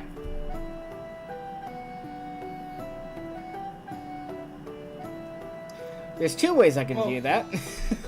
Well, let me just say one other thing, though, too. In terms of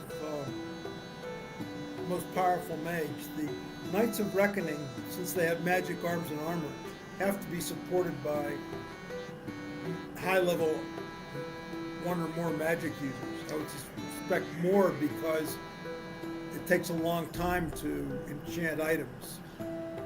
Unless they can manage to find or steal magic items as well. Okay, well, okay.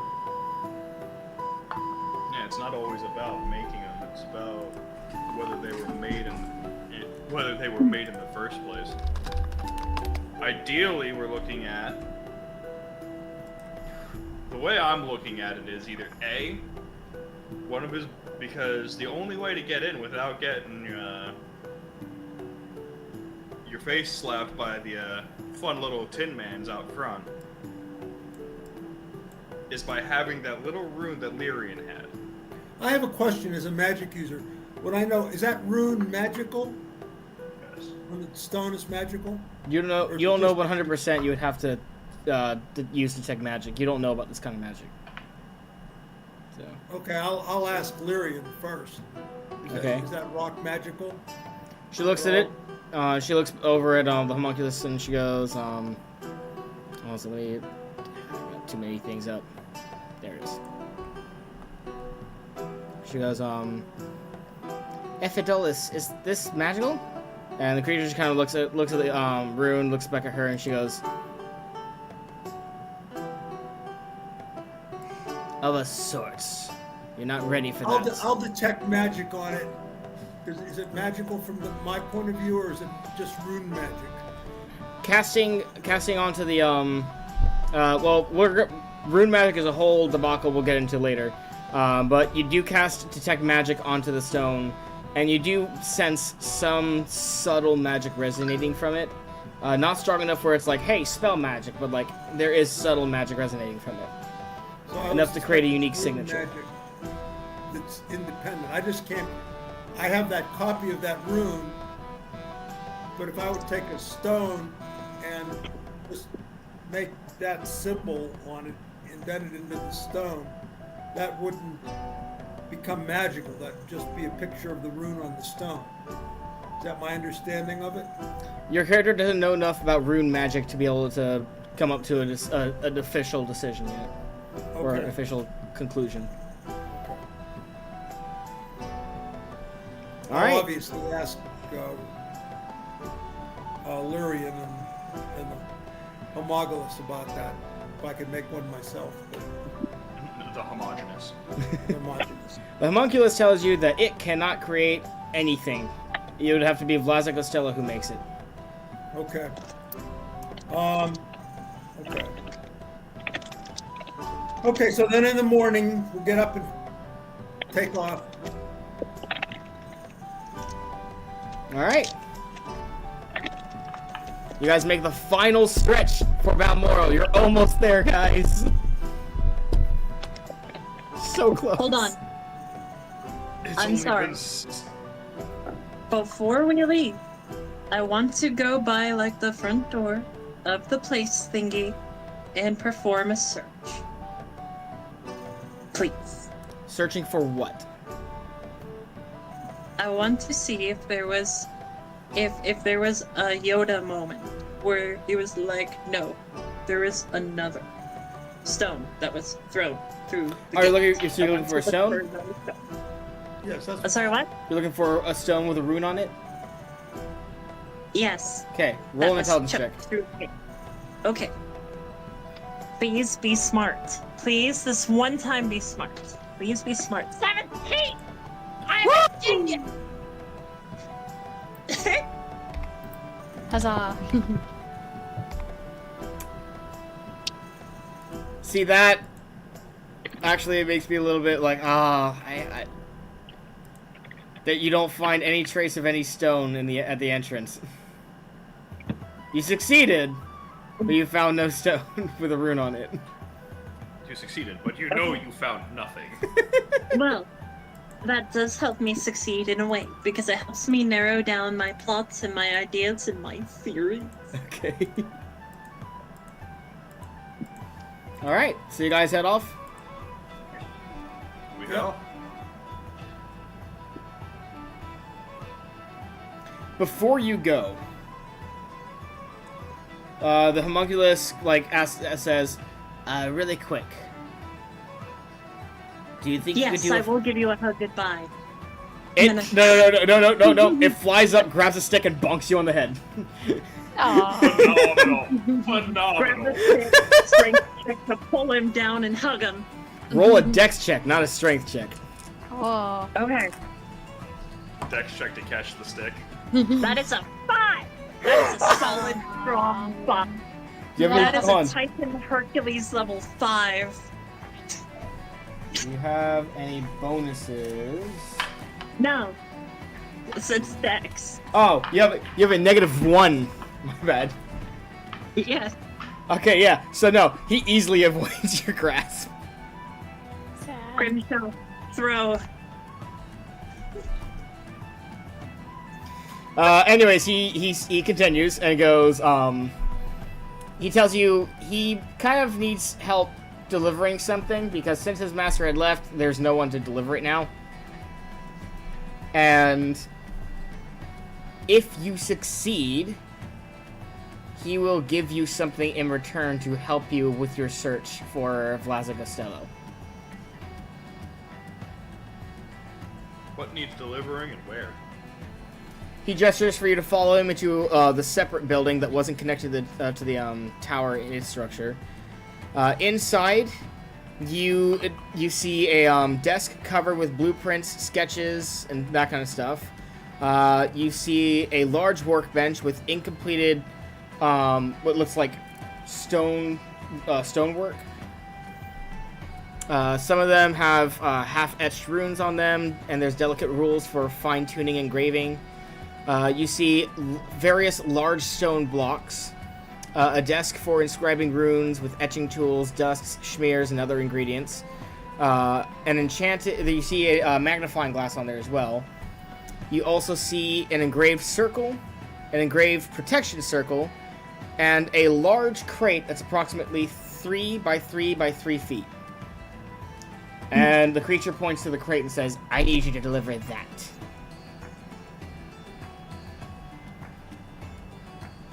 Three Where by three. to? I need you to deliver it to the Knights of Alverdam.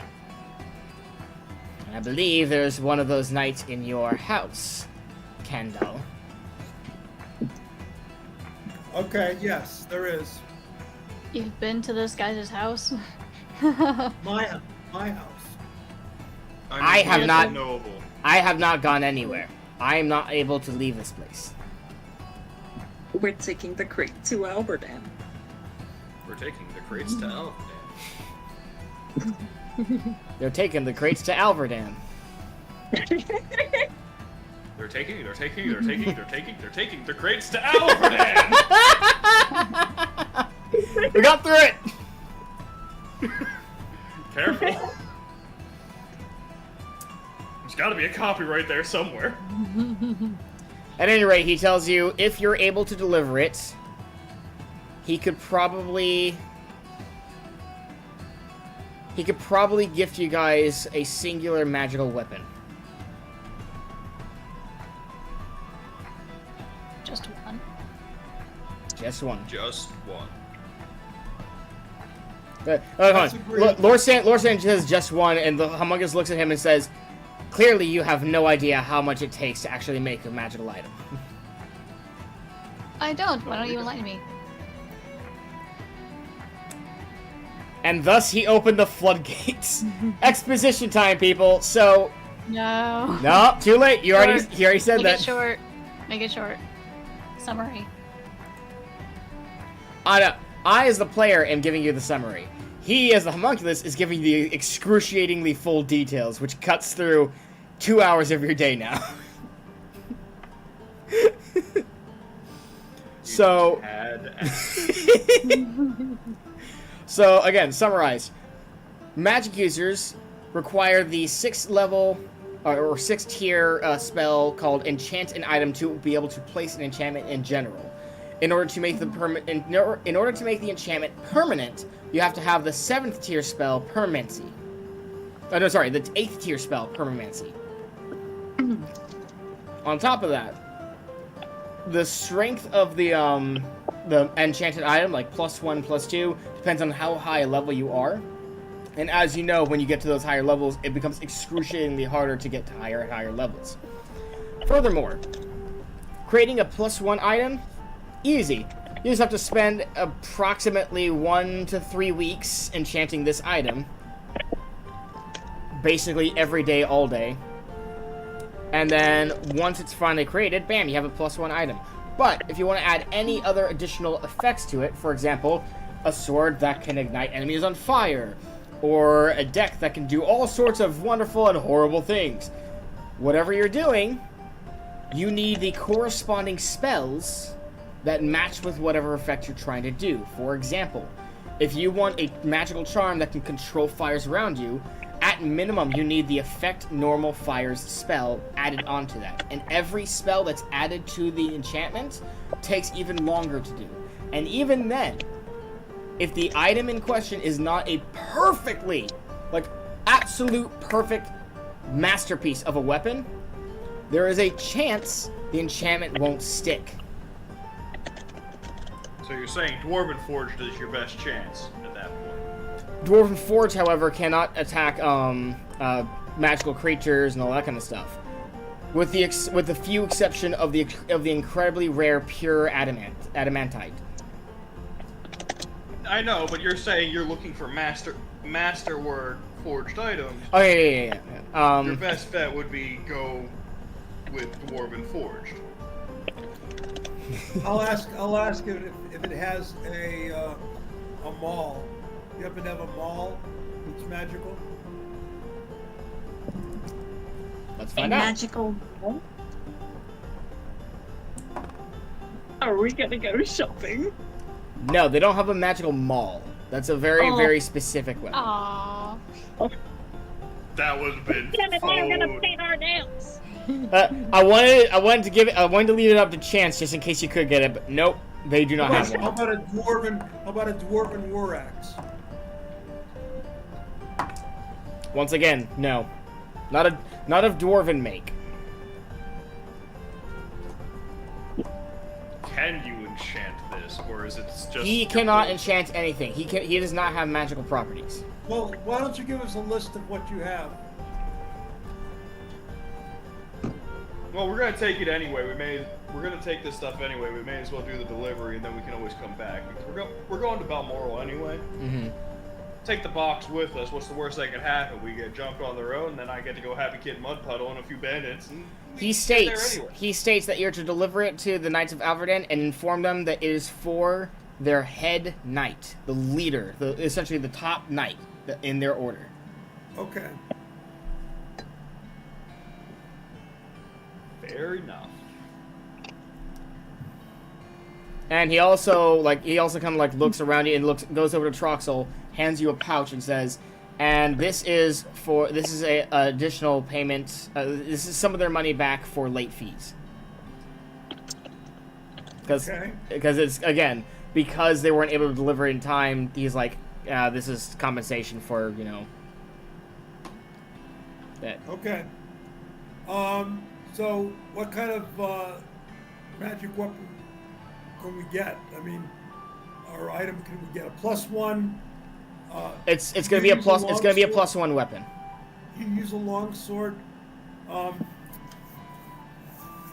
me what you really, really want. Honestly, Dottie should get it because I do enough damage normally already. Yeah, I agree. Bless you. Bless you. Okay, Dottie, then. Do you have hello. Do you have a small +1 longsword? I have a bastard sword, and I'll take it, and I'll do the whoosh, I'm and sorry. then bonk myself in the head, Yeah. and then sheave it. So you have a small bastard sword? No, just a straight bastard sword. Could you Regular use a bastards. bastard sword being a... Is she Yes. a medium character? Okay, no. She has almost as much strength as Grimshaw. She Yeah. could use a regular bastard sword. Okay, really quick. I went through with a lot of research, talking with Grimshaw and Dottie, and we worked out a system for small characters wielding large weapons. I did a mixture of realism and fantasy, so that it keeps grounded in realism while still tying into while still allowing for a little bit of fantastical stuff. There is a height limit that she cannot wield beyond. But in order to wield certain heights, she's gonna have to have a certain strength. For example, I think the way I wrote it is every foot higher it is than her character, the strength requirements, the strength requirements for the weapon go up by one stat. But again, she has 18 strength, so she can wield this. So what you're telling me is technically I could use Dragon Slayer. Again, like I said, there is a height limit for how long the weapon can be, and I believe the hard cap is 3 feet longer than your character's height. But even then, if it's too long, you're gonna have a few penalties to hit with it because, again, strength requirement goes up a bit. Dragon Slayer is funny. Berserk Dragon Slayer is 300-400 pounds worth of steel just being slapped So at what do someone. we get for Dottie? A +1 bastard sword? Yeah, Yeah. we'll just get a +1 bastard sword for Dottie because honestly, that'll probably be the one that shows up fastest. Okay. So why don't we take this box out and tie it on my horse, and then I'll walk along with the other people that are walking. And You can probably. Because remember, because again, the crate is 3 feet by 3 feet by 3 feet. It's a cube. okay. Yeah, it's- We'll need rope to tie it on or whatever. It is heavy, and picking up, you hear a lot of metal clanking. But yeah. Okay. It sounds like armor.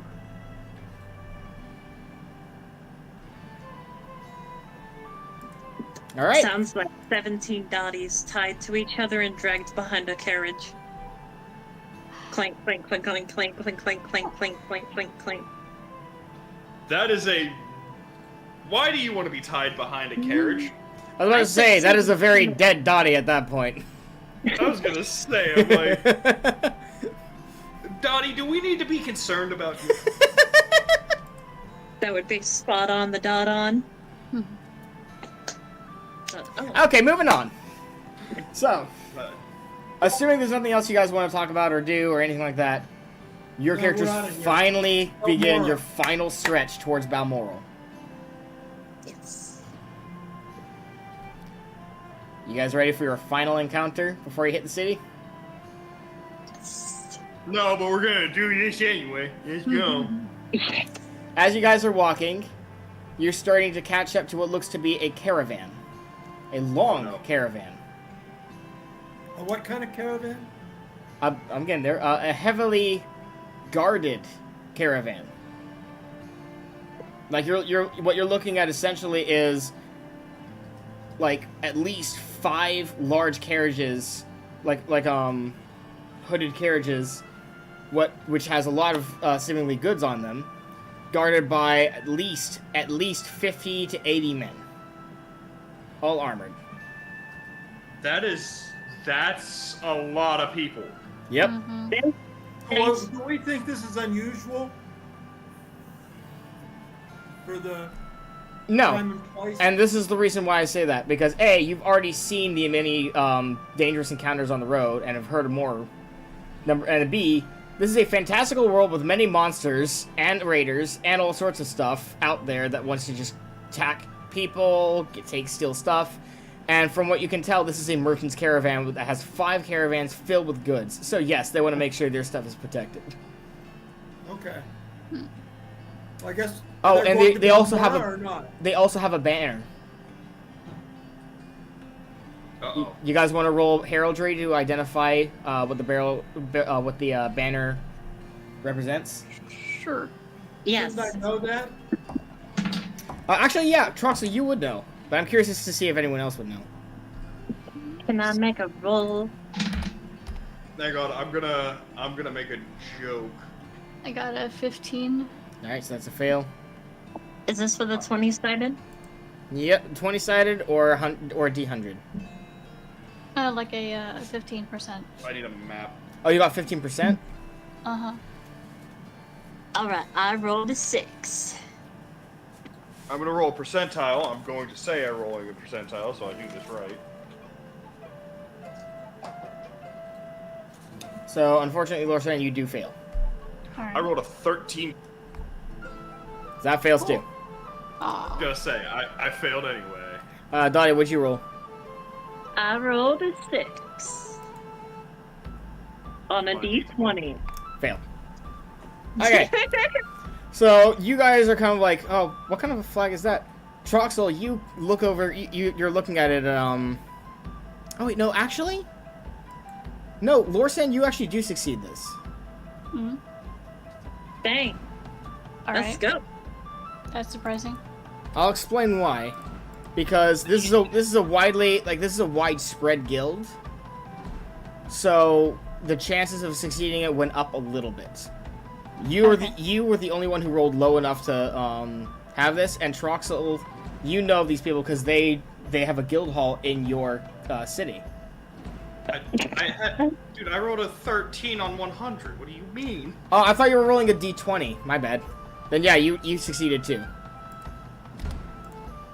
I'm picking If it's a D20 or a D100, you need to let me know which one you're rolling. I did. I did hear. Okay, I'm sorry. I didn't hear that. My bad. I did. I swear I did. Anyways, Does, so for those who succeeded, Grimshaw, Lorsan, and Troxal by default. What? This is the Hang on. yes. Daddy. Does she like take the flowers and like make them to a crown? Yes. Yes. Okay. Like takes the stems of these flowers and she's knitting them into a crown and she's like, I got to draw with my buddy, so I'm gonna make sure that I get nice thank you. And the legs start doing this. So we expect we'd have no problem just tagging along on the rear of the caravan. Yes, and again, so these people are the Golden Caravan Merchants. Okay. Their motto, and I'm not joking. I love this motto. Their motto is "From our hands to yours." Okay. It's literally the most modern motto I could think of. It's literally like "From our hands to yours, the Golden Caravan." They were the FedEx of the medieval time period. Not really FedEx. Again, they're merchants, so they buy stuff from one place, they sell it at another, and that kind of, Well, merchants were basically FedEx Amazon. at that point. Yeah. So Amazon, yeah. That would, Yeah, I was that'd be gonna say there would be more akin to Amazon than FedEx. You should have Amazon be Amazon delivery. Just saying.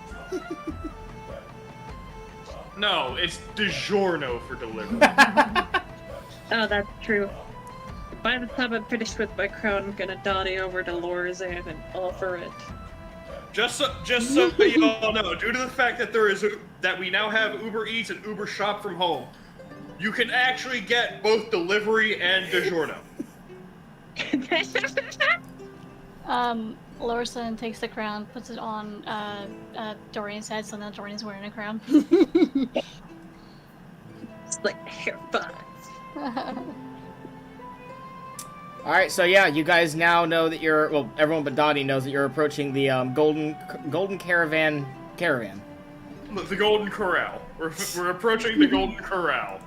I hope you're all hungry. I am hungry now. Yep. Golden Corral is like my least favorite buffet, by the way. Gotcha. My favorite buffet is Cece's Pizza. Ooh. Yes, I'm basic, but whatever. I was gonna say, I'm like, do you enjoy eating cardboard?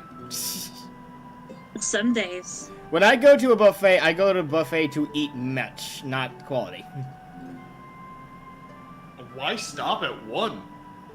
Because there's not really many buffets in the area that I'm in, and I usually don't go out to eat. That's fair. I know there used to be one in like Miami where you could go where it was like actually like good quality food and it was gigantic, but Nice. we're getting off topic. Yes, we are. So, are you guys planning to just go by the caravan, or do you want to interact? I mean, we may as well just kind of like fall in and just kind of like enjoy the company while we're here. I mean, they're probably moving too, right? They are, yes. Are they heading towards Balmoral? Yep. Yeah. So Well, why don't we just follow them then? yeah, it's fall in and just enjoy the extra company. Yeah. There's no point in running past. Are you mingling with them or just tailing behind? There's a difference. Oh, I I'll will. I'll go up and talk to the head caravan person, find out what the news is, introduce myself and whatever. Okay. So you're gonna Yeah, go. news is always good. All right. So you guys go to approach the merchants. Yeah, might as Right. well. Yeah. All right. You start approaching. All the guards are immediately like looking over to you guys and kind of trying to get a gauge as to whether or not you're a threat. But they can quickly identify like, okay, they're just travelers. Just keep an eye on them, but don't harass them or anything like that.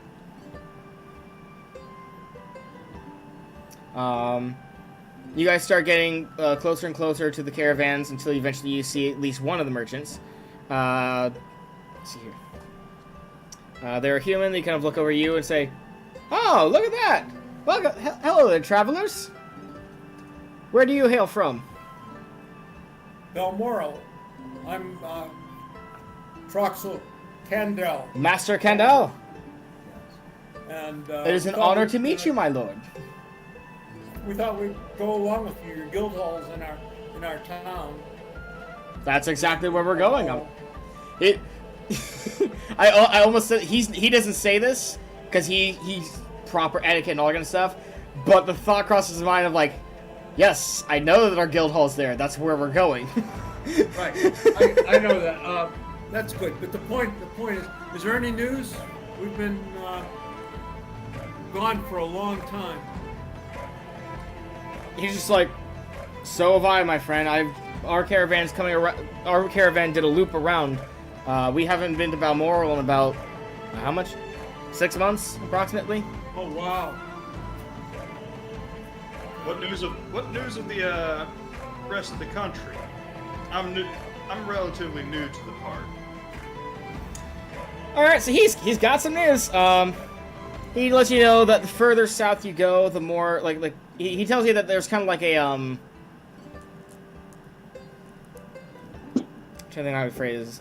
He tells you that on your way south, that you might encounter or spot areas where there's been skirmishes between Knights of Reckoning and Alredan, but the further south you go, like deep south, they have like the Knights of Reckoning have control of some settlements and cities.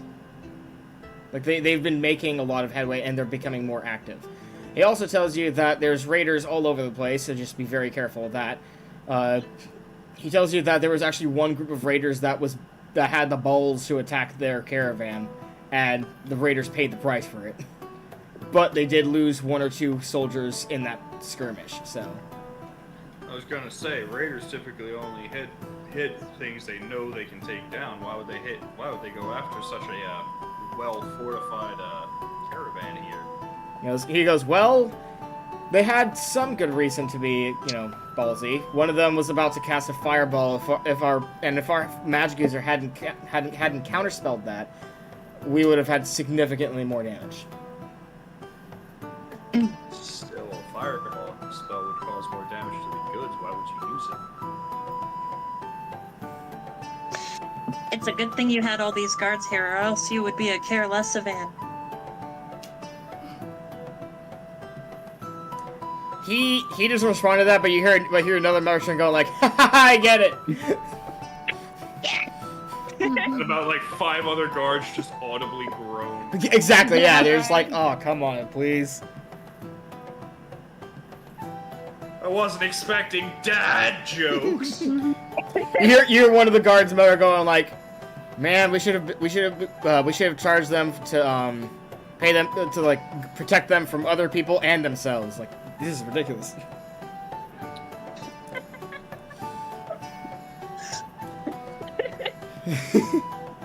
So Knights of Reckoning are on the move, huh? They have been getting more and more active lately. No one really knows why. Maybe something that they are just tired of being attacked by the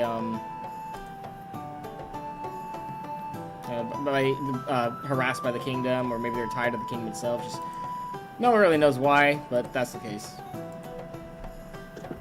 And what's the Golden Company's what's the Golden Caravan's stance on the current state of affairs in this country? I mean, can't be liking all these taxes. He just goes, taxes. We've dealt with taxes before. It's annoying, it's frustrating, but we make do. It's mostly the restricted goods that makes a little bit of an issue. Restricted goods? No, that's something I want to talk. That's something that we haven't heard about yet. He explains, like, for the most, like, he's like, well, first of all, our magical merchandise is completely limited because of this country. It's really annoying. It sucks. But additionally, they don't let us sell most of our weaponry to commoners. It has to be a certain class of people. I assume they don't want to revolt, but they're kind of tying their own knot at that point. So things are already coming to a head in this country. It's just a matter of time. That's interesting to hear. He's kind of like chuckles and goes, they may be coming to a head, but the people have nothing to fight with. Even with numbers, it's going to be difficult with the king's armies, his court wizards. There's all sorts of things that he has that keeps people from attacking him. Well, of course. But there's only so much that you can protect yourself with, and again, they may be preventing the sourcing of legal weapons, but there will always be an underground. Yes, indeed, that is the case. But as a respectable businessman of such an esteemed company, I'm sure you don't deal a single whit with one of them. Absolutely not. Our company does not deal in black market goods.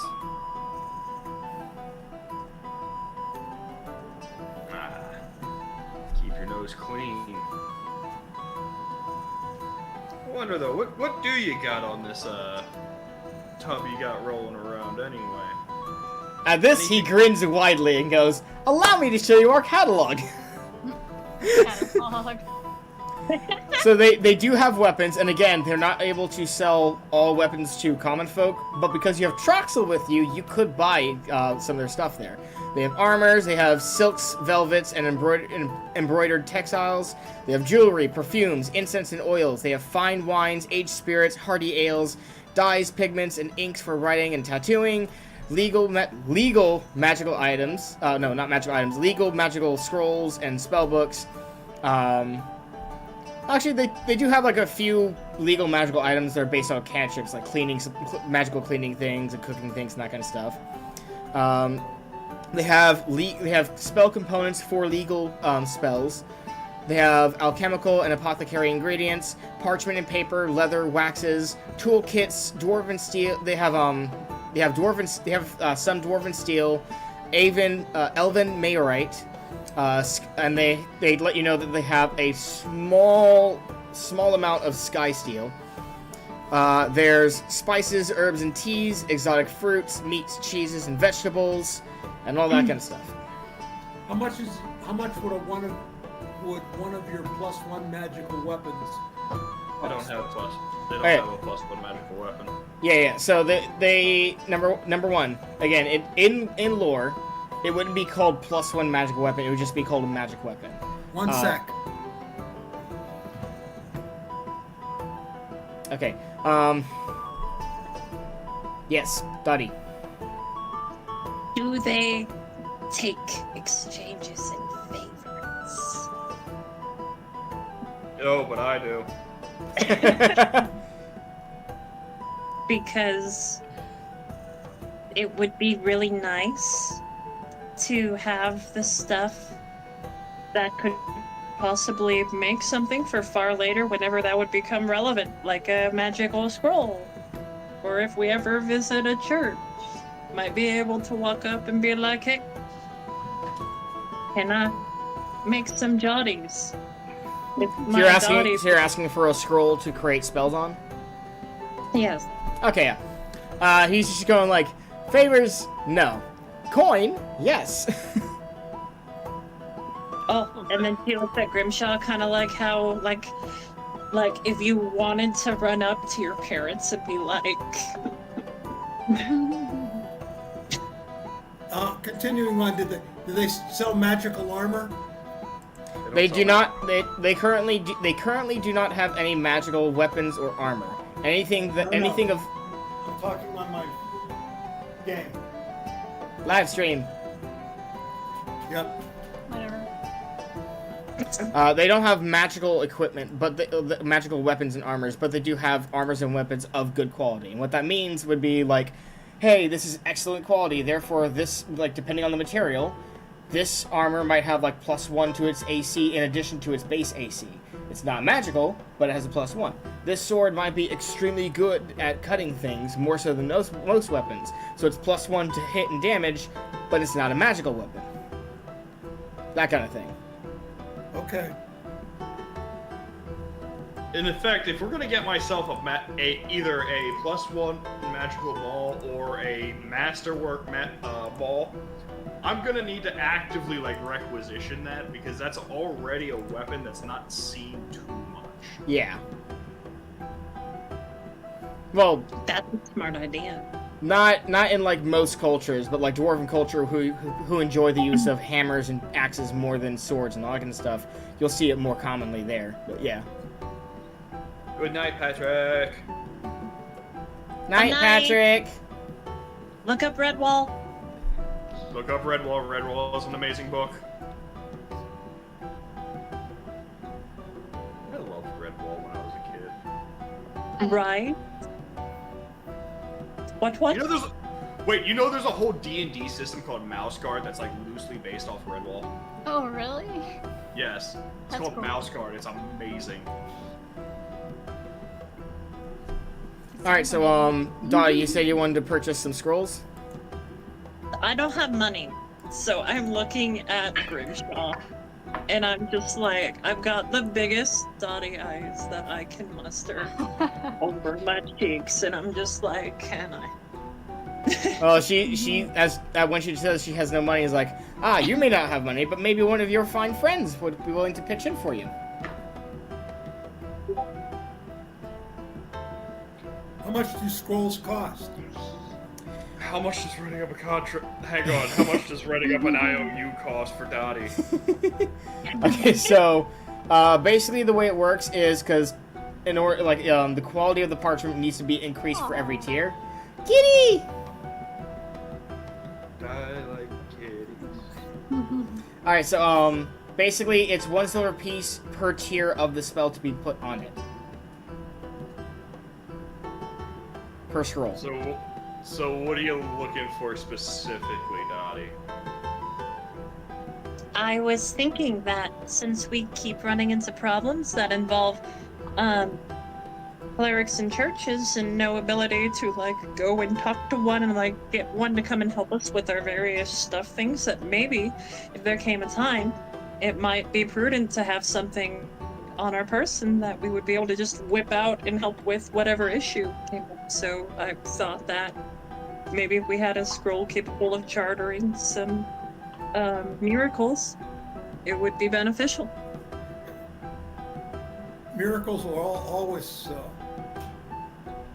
Blessings, at least, would probably be a good idea. Mm-hmm. Right. So yeah, we'll get a sheaf of papers for that. I'll throw 2 gold towards that for a sheaf of papers towards various blessings and whatnot. All right, remember it's per tier. So how many scrolls of what tier are we getting? Again, like 2 gold worth of like what's a blessing? Tier 1? Tier 1, yeah. So what's that? 20 scrolls? That'll be 20 scrolls, yeah. Yeah. So Can I get several of 1 and 2? So we'll do 1 gold for So we'll do 10 scrolls of tier 1 and 5 scrolls of tier 2. I don't understand. You're buying the material or you're buying the actual scroll? She's buying the scroll. Not the scroll is not inscribed. It is a blank scroll. We're buying basically the sheaves of paper to transcribe the scroll with the magic Dottie's spell. capable of doing that? No, okay. She's bringing it. Dottie is getting parchment to bring to the temple in Balmoral, so the clerics can inscribe onto it clerical spells that she can cast as a paladin. Okay.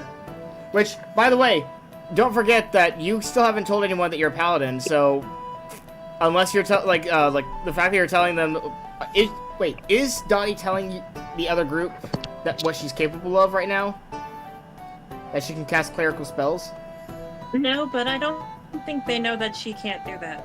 Well, then why is Grimshaw spotting you? He's having This is a good question, actually. Because at this point, I'm only thinking that you're a knight, and now you're asking me for sheafs of paper. Yes. Now, I played that as if I was playing myself and talking to Dottie. So I as a player know Dottie's a paladin. But Grimshaw does not. Now Grimshaw's like, wait a minute. Why do you need the paper? You can't cast spells, can you? You can't pull this stunts off. I may not be able to, but we could find somebody that would be capable of doing such. But even Wait, she wouldn't mind in this instance. No, she wouldn't mind.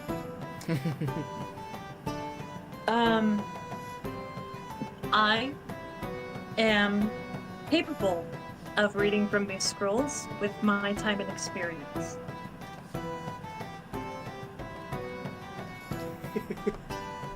And utilizing them.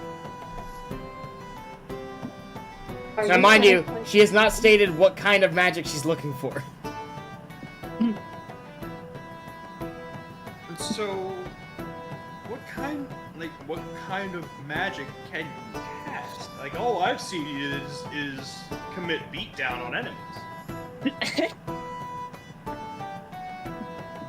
I am capable of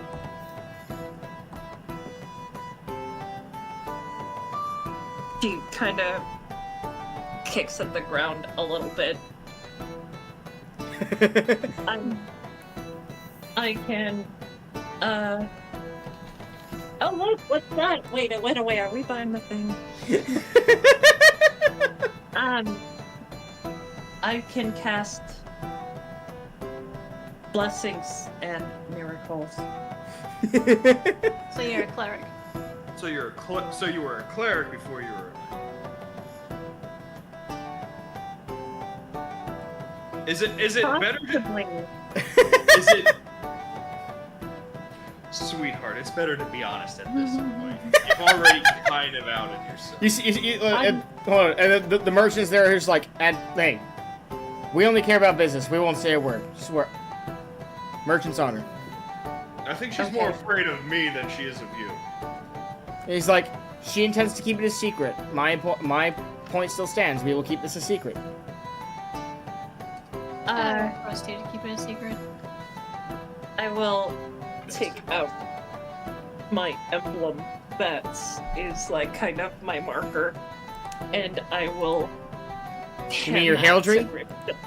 Yes. Okay, yeah. So this is what her heraldry looks like, guys. So basically, it is a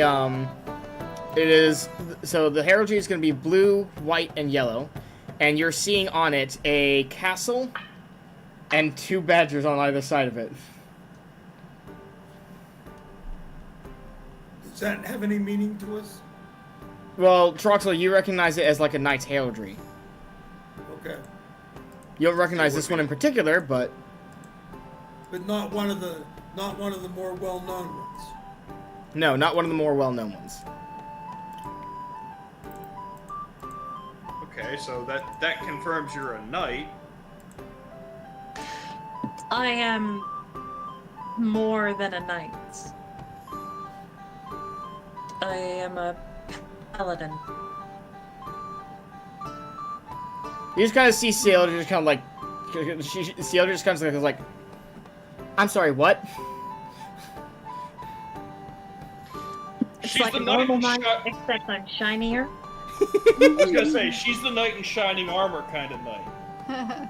I properly hand the heraldry back. I'm like, look, What did she traveled with us this far. She has otherwise dealt with our shenanigans. What's the worst that could happen? She doesn't hear that because she's sitting there staring at Dottie, realizing I am a chaotic neutral individual speaking to a lawful good individual. And I am a neutral evil. Okay, no. she's not saying that. She's not saying that's just going through her head. I'm saying that for the players. Like what you just said to her about Dottie just went in one ear and out the other. She's staring like in a trance. And she's like,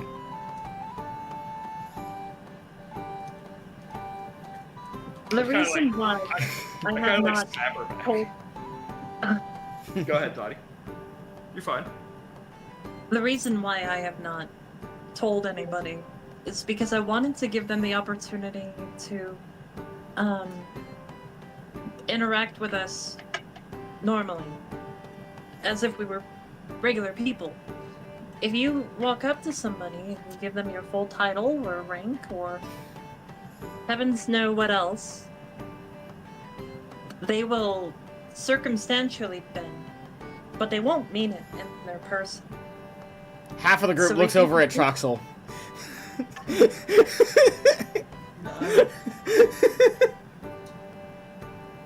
If you can reach Perfectly the capable of fiber, treating you as a real person. Oh no! They're staring at you because every time your name or your heraldry has come up or been seen or acknowledged, people have either been like, Your Majesty, or like, oh shit. Well, that's true. Continue, Dottie. so if you can speak to somebody person to person without invoking that name or nomenclature or title or your moniker, and you can truly convince them to see right and reason, then it comes from a more it comes from a more genuine place. A place So- of understanding. Yes. And that's why I don't tell anyone, and I would prefer keeping that a secret. But given the recent happenings lately and what we may or may not fight, it would be prudent for me to, if I'm going to be traveling with you, I'll let you know what I am. That's true. You do realize you're traveling with two menaces of society, one ruthless businessman and a noble. What I see is a potential to do what is right. I think that's an accurate view. What, the two menaces to society, a noble and a ruthless businessman? Well, you've actually, you read Machiavelli. Machiavelli says that you should, over time, pretend to be good until you need to be evil. But the point is, you can be good for decade after decade after decade and never have to revert to being evil. So, Lyrian walks over to Dottie and gives her a hug. And she says to her, "You're a good person. That's who you are." Iron jaws of Dottie hug. Tell you what. 3 gold pieces, 10 scrolls for level 1, 5 scrolls for level 2, 3 scrolls for level 3, and as much mithril vodka as you can give me. So Gold piece. he tells you that his caravan does not carry the treasured mithril vodka. That is something that is extremely hard to get their hands on. Sad. But if you go to their guild hall and get in contact with them, they might be able to pull a few strings. Do not tell me that in this country mithril vodka is banned. No, it's not. It's not that it's banned. It's that dwarves hold on to that drink jealously. That dwarves are the only people who really master the art of making mithril vodka. And Goddamn right we are. And it's just very difficult to get their hands on. That's the issue. Dottie, in fairness for you being so candid with us, I feel like I need to be at least a little bit candid with you. So Grimshaw reaches into his pocket, pulls out his cufflinks from his family, and goes, Okay.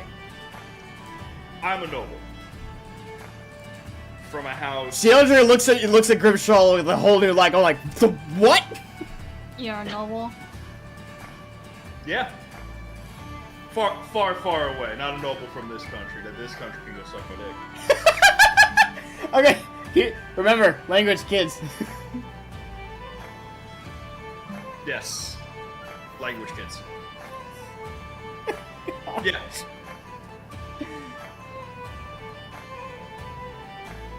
I'm a noble from a far-off country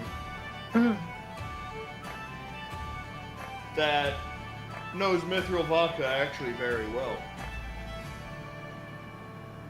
You see, my family's actually one of the big proprietors there of mithril vodka.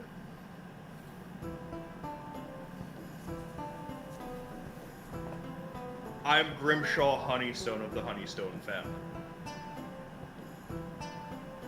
I've been traveling incognito. Because, frankly, this place needs some help. Dottie will take her hand and reach it out to Grimshaw.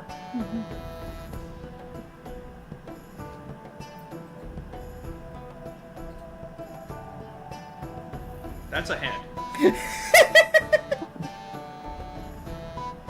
Lyrian leans in. She goes, "You're supposed to shake her hand." That's a hand, and I only shake on deals, so you owe me 3 gold. I shake her hand. The look on her face says, I have no way of making money. You'll make it somewhere else. I was gonna say Grimshaw's like, I know a way you can make money, just follow my instructions. Yeah, you'll make it somewhere else. Okay. Grimshaw now has more minions. That's all that matters. Donnie is introduced to the concept of debt. Dead. To possibly the worst person to be in debt to. Well, keep in mind, she didn't sign any contract, and Larry will probably keep her from signing it. A handshake contract. I was gonna say, like, a handshake in front of merchants. It's a So contract. There are witnesses to that. By the way, would the Golden Caravan know of the Honeystone family? They... Would Lorson know the Honeystone family? Roll an intelligence check, and Grimshaw, from the look on their faces, a couple of them do. Well... Is a 14. That is a 14 on an intelligence check. Of Yeah. 100? No, I'm a 20. You do not know the Grimshaw Honeystone. She does not. Interesting. So you've dealt with my family before. Not us personally, but other people in our guild hall. You'll, keep this under your hats, right? Yeah, of course. 4 silver.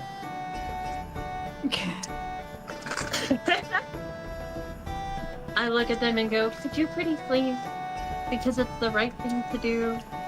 The businessmen And look you over. said- The businessmen look over to you and say, "With you, we keep your secret because we know your culture.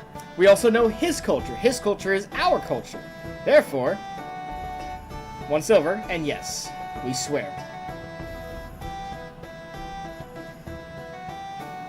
You already couldn't get me the drink I wanted. You have an extra gold piece. What more is what? Why do you need more silver? Again, their caravan specifically doesn't have that on them because it is a super very rare drink that the dwarves hold on to jealously. And they said if you go to their guild hall, there's a chance they could get it to you and pull some strings. And he's saying now I want that, yeah, and I now want he's that adding 10 silver back. I want that 10 silver back, and I want to give them 1 silver for it. Okay. So give me 9 silver back, and you got yourselves a deal. I need to stay incognito for the time. Yep, they do that.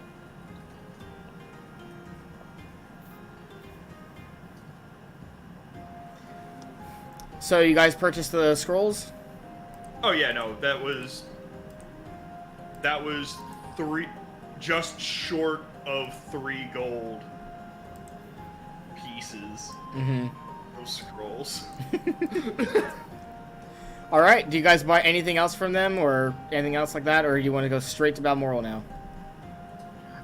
I mean, we're just gonna travel with them, but I think we're going straight to Balmoral. Yeah. Unless there's like some random encounter, like a dragon. Nope. staff. This was the last encounter. Congratulations, Okay, guys. Balmoral it is. You're finally at Balmoral. Okay. Troxal, do you want to let them know what they should expect in the city of Balmoral? I don't understand the question. This is your What's character's different home. about Balmoral than any other large city? You know more about the city than other large cities because this is your home city. Right. Well, I'm going to go and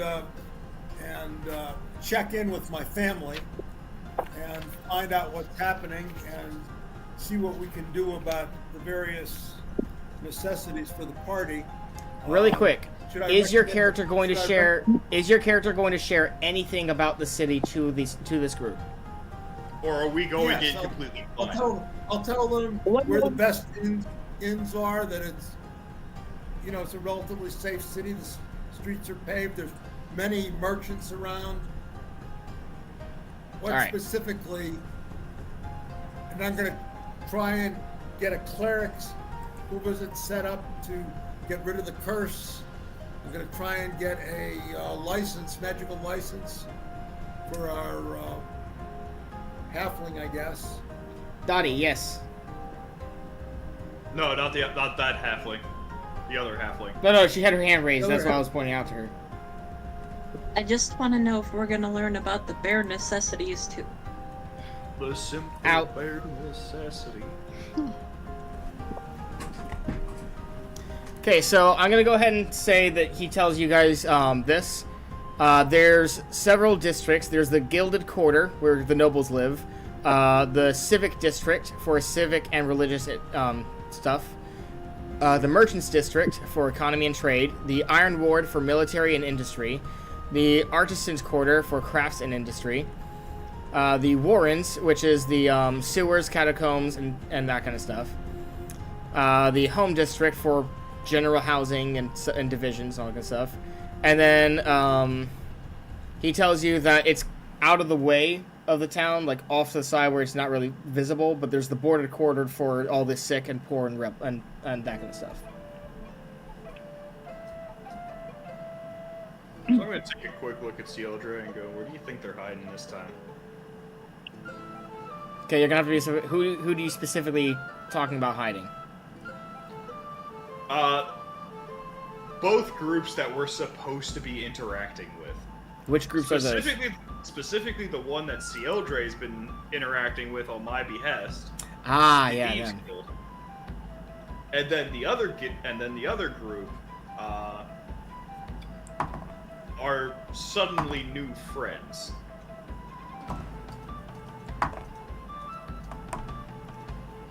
Cieldre tells you that her best guess is that the place that their underground friends are in is likely not going to be anywhere obvious. They're going to have a front of some sort. So somewhere in the housing district that leads to the Warrens, got you.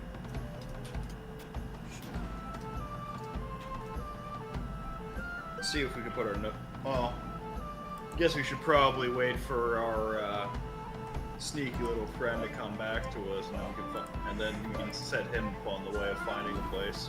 She nods in agreement. He goes, but don't forget about your meeting.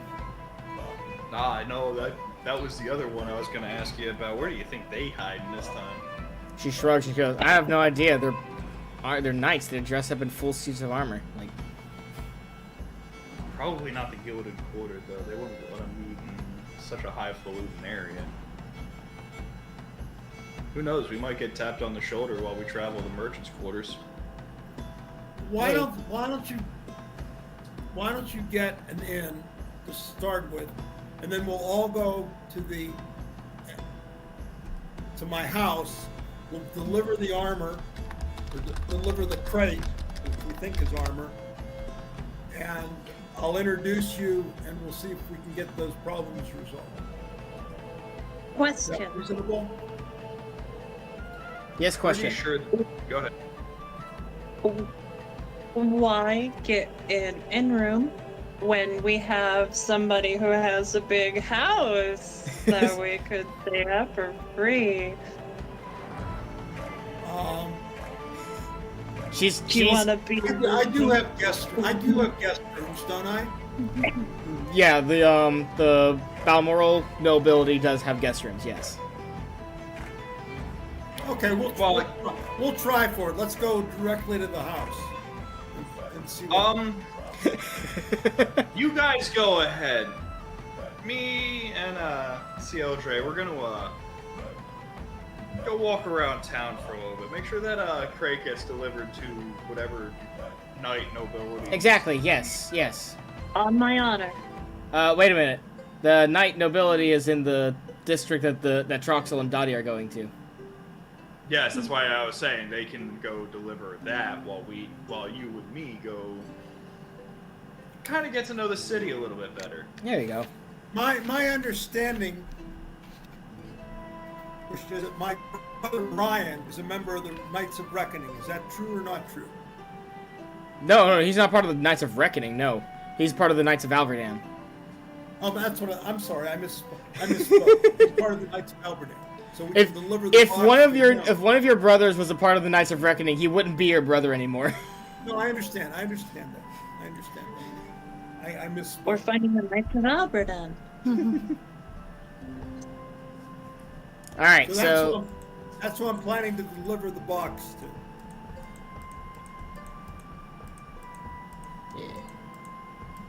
So I'm guessing that Dottie or Lorisian is carrying the crate. Well, it's still on my horse for the time being. All right, so This is true. We'll be on this horse. yeah, that's true. I forgot about that. All right, so you guys go up to the as you guys are going through, you're seeing people like waving to Troxal, going like, "Welcome back, welcome home, Troxal. How's your trip, Troxal?" Seriously, they do that? Yeah, Okay. but here's the thing: is like your Good to character. be back. Yeah, It went well. your character gives off the vibe of I am a noble, but I don't hold it over people. And in addition to that, because you're kind of the black sheep of your family and you're distanced from other nobles, that gives you a little bit more of a connection to the people. And especially if you make trips to go like for books and things like that, because your family doesn't support your learning magic. Okay.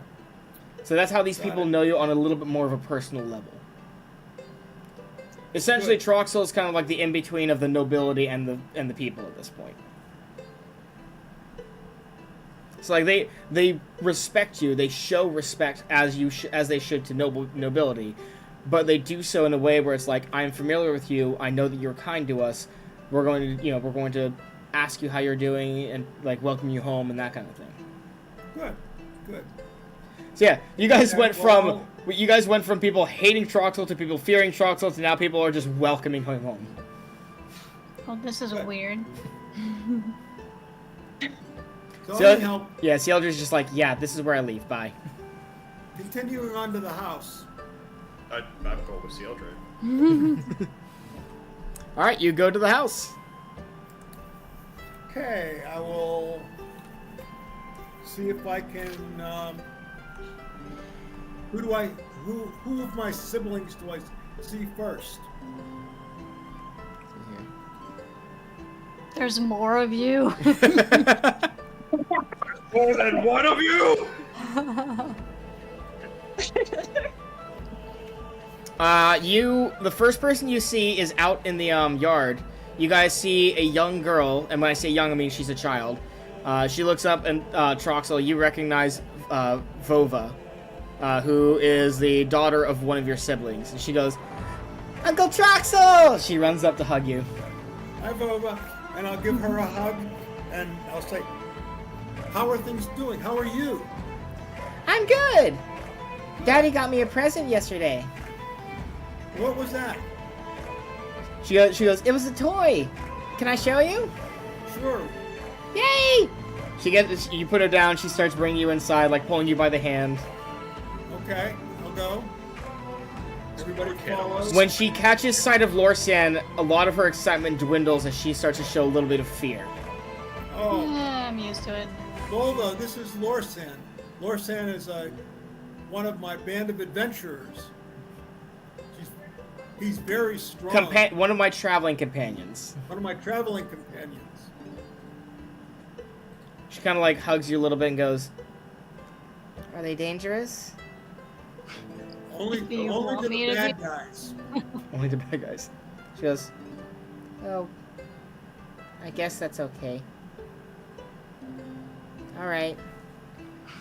She continues to more lead than you. She okay. continues to lead you in, but the ecstatic enthusiasm has now dwindled. Okay. Mhm. So as we go in, do I see any adults around? Yeah, you see a couple of servants. At you what do you call it? You spot Rukum actually as he's walking towards you. He's the steward. Yeah, he's the steward. As he goes, "Master Troxal, welcome home." Thank you very much. I'd like to see my father as soon as possible. Is he available? He is currently in a meeting, but If you give him a few hours, I could set up a meeting between you. And then also, I'd like to see if James is around and Roderick. Are they available? You said James? Oh, yeah. Yes. So James is... So he tells you that James is currently in the temple. And in regards to Roderick, he tells you that he's currently on a diplomatic mission to Gilremore. Okay. And how about Brian? Brian is currently on patrol in the lands, trying to make sure everything's safe. Well, then I guess I'll have to wait for Father. These are my traveling companions. Can we fix them up with some rooms? Looks over to you, has a completely neutral face to both of you as he gives you a bow and says, "Of course, right this way." Okay. And Is it possible? after that's completed, we'll wait a couple of hours so that I can see my father. Yep. Dottie, yes? Yeah. Oh, I was going to ask if it was possible to have been holding the crate in this position in such a way that it is like engulfing my entire upper half. So Well, I look like Troxal said that it was on his horse, so... It was on, I know. it's on my horse. We'll have to bring it in once we get it. Yes, but the servants will take care of that. Okay. Oh, dang. No box legs. Oh. Lorsan, do you want to say something? Nah, it's okay. Okay. Yeah. Alright, in that case, you guys are brought to your rooms, which are very, very nice. Clearly, these are guest rooms meant for royalty, for nobility, but... Yeah. This So... is probably the nicest room I've ever been in. It really is, yeah. You're sitting there going like, so this is what a nice life is like. Nice. Wow. Grimshaw, what are you and Cieldra gonna be doing? Oh, wait, hold on, one more thing. Lyrian kind of like rushes over to you guys and she goes, "Have you guys seen this room? It's amazing! I see. I've never had a room this nice before, or this big before. I'm so excited!" She runs right back into her room. Well, someone's happy. Back to Grimshaw. So Grimshaw, what are you and Cieldra doing? Well, I figure we'd walk around town, getting a good feel for the area, looking for some of our mutual friends. Are you listening for rumors as well? Oh, of course. Okay, so which district are you searching first? First? Probably the merchant quarter, as that would probably get the most action during the daytime hours. Merchant district, got it. Okay. Blah, blah, blah, blah, blah, blah, blah. Blah, blah, blah. I had to sit up, leave me alone.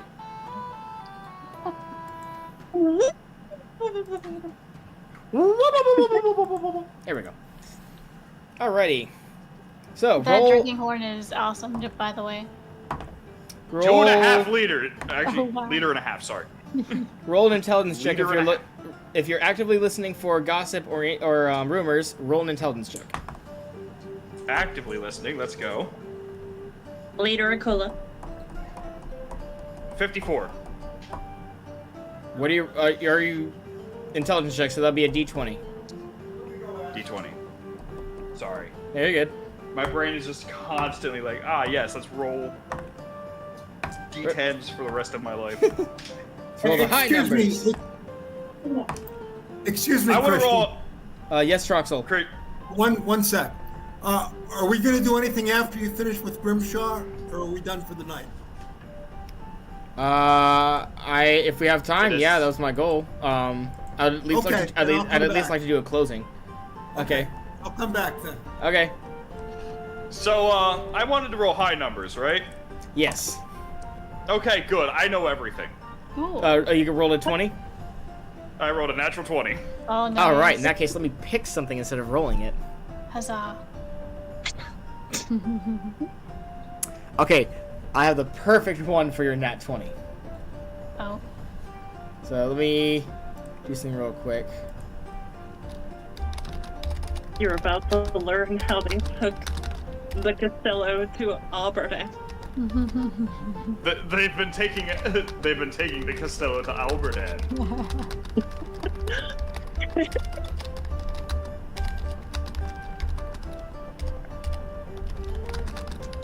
This thing absolutely is gigantic, by the way. Like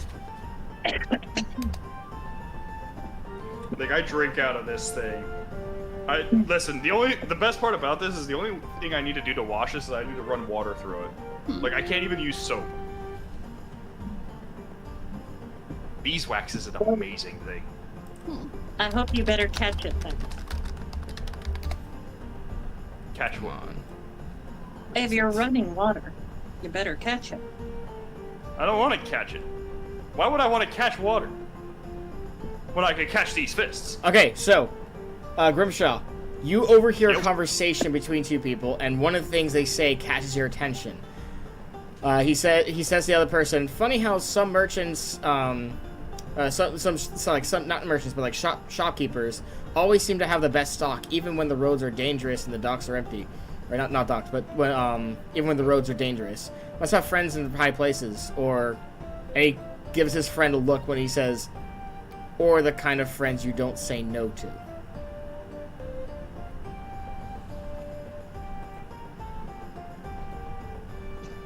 Now, do I notice this guy saying it specifically, or is it just like I'm passing by and I just hear it? I was going for, like, you were passing by, but when you hear this, you kind of pay a little more attention, and you slow your walk so you can watch them carefully. So you caught all of it, essentially. So I'm gonna walk over to this guy nicely. I'm like, "Hey, buddy, can you point me into the area of these really nice shops?" You see him kind of pale at realizing that he was just overheard and what he said. He's like, yes, I can totally send you over to I can give you recommendations. What were you looking for? I just want to know where these excellent shops are, because, you know, I gotta get my friend here outfitted into some better gear, as well as the rest of my traveling companions. A lot of them don't really like to upgrade the gear too much, so I kind of have to be almost the group father and get them nice stuff every once in a while.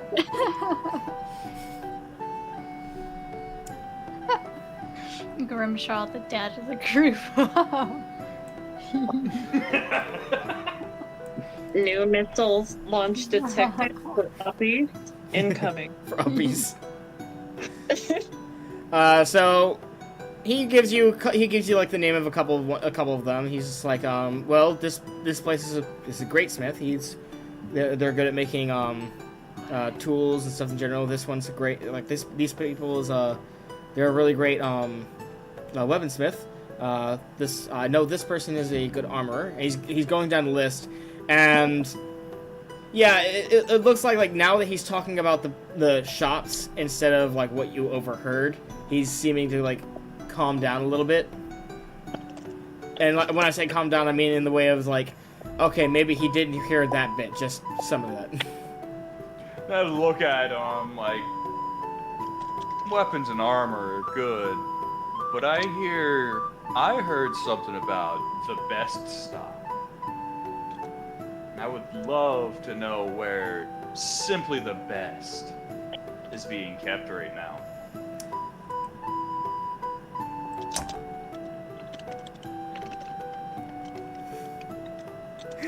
Oh, I love this. Okay, so you see him getting more and more nervous. He's looking around and goes, "Listen, I don't know who you are, but you don't want to mess with those people."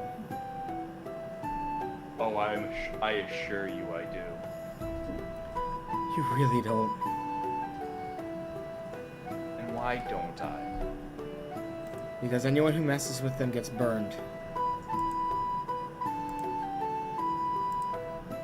By who? By them. Just roll a persuasion check. Drum roll. 72.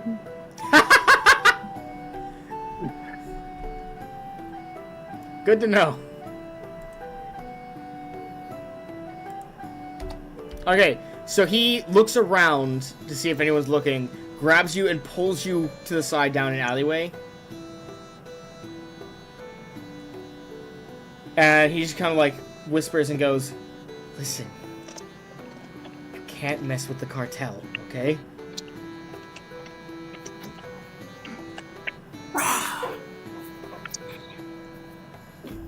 The cartel. The cartel. That's not the same thing as the Thieves Guild. Yeah, exactly. He misunderstood. He misinterpreted what you were saying.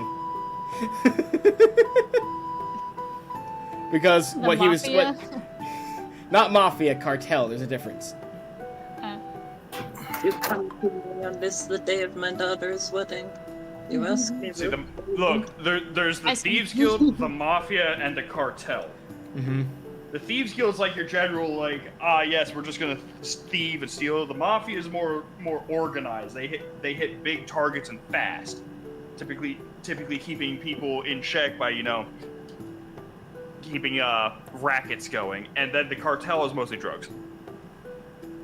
Cartel is essentially the idea of the cartel, or at least the way I'm going with it, is they essentially control the market by controlling certain people in positions. Like essentially it's kind of like the idea of like, if you are not authorized by the cartel, not the merchant, not the noble, we don't care about the nobles. If the cartel don't want you in business, they will find a way to get you out of business unless you start paying them heaps of money.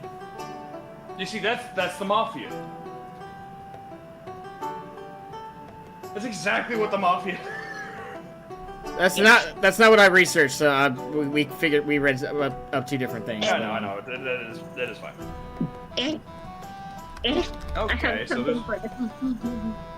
so there's a racket here. Yeah, like literally, like I just put in a definition. It says a consortium of independent organizations formed to limit the competition by controlling the production and distribution of a product or service. Yes, that is a cartel. Yeah. As opposed to a mafia, which usually runs on protection rackets, or, hey, you are on our turf and you're trying to do business, now give me money. These guys are kind of like in between those areas.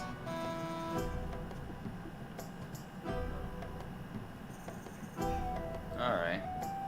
You're telling me I'm gonna get burned simply because I'm inquiring about them? These people sound interesting.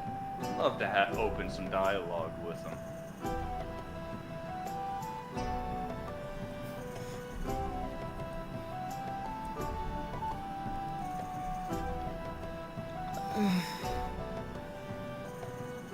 You sound scared, friend.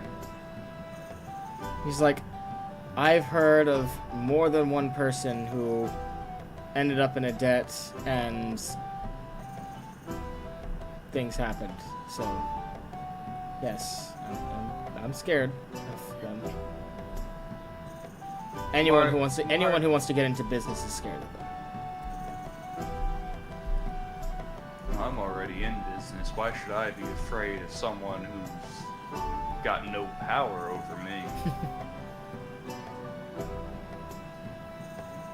So long as you want to do business in here, it is their business. Then I have to make an acquaintance of them anyway, don't I?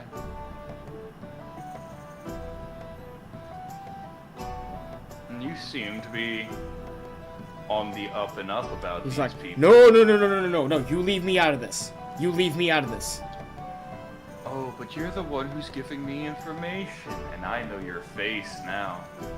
He pales.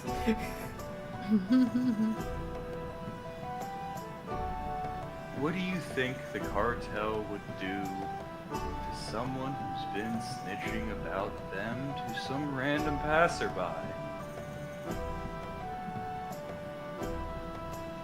He like again. He's paling. He's like back. He takes a shaking step backwards, and he just goes, "Go!"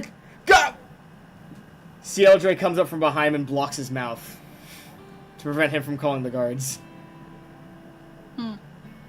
Thank you, Cieldre. She's like, No. please. She's like, please don't do anything that'll get us in deep trouble. Notice that she said deep trouble specifically. Oh, we're not gonna get in trouble here because our good friend here's simply just gonna tell us where we can find people we can talk to. The guy whimpers. Now you're gonna be a good boy for us now, aren't you? Gives a regretful nod.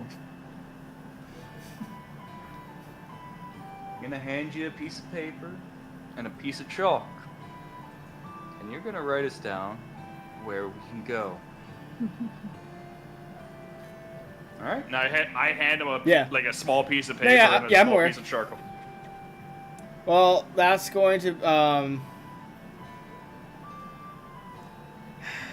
I was hoping Troxal would be back by now because I wanted to end this with showing the father emerging, but he's not back. I don't think he's coming back, so... Yes, Dottie. I want to do one last thing. What are you doing? Do we have separate rooms? Yes. You do have separate rooms. Troxal, Or- welcome back! Perfect Thank timing! you. Go ahead. Yay! Okay, for my room, I want to strip the bed. For what And purpose? Okay. For the most important thing that I will do in this entire campaign.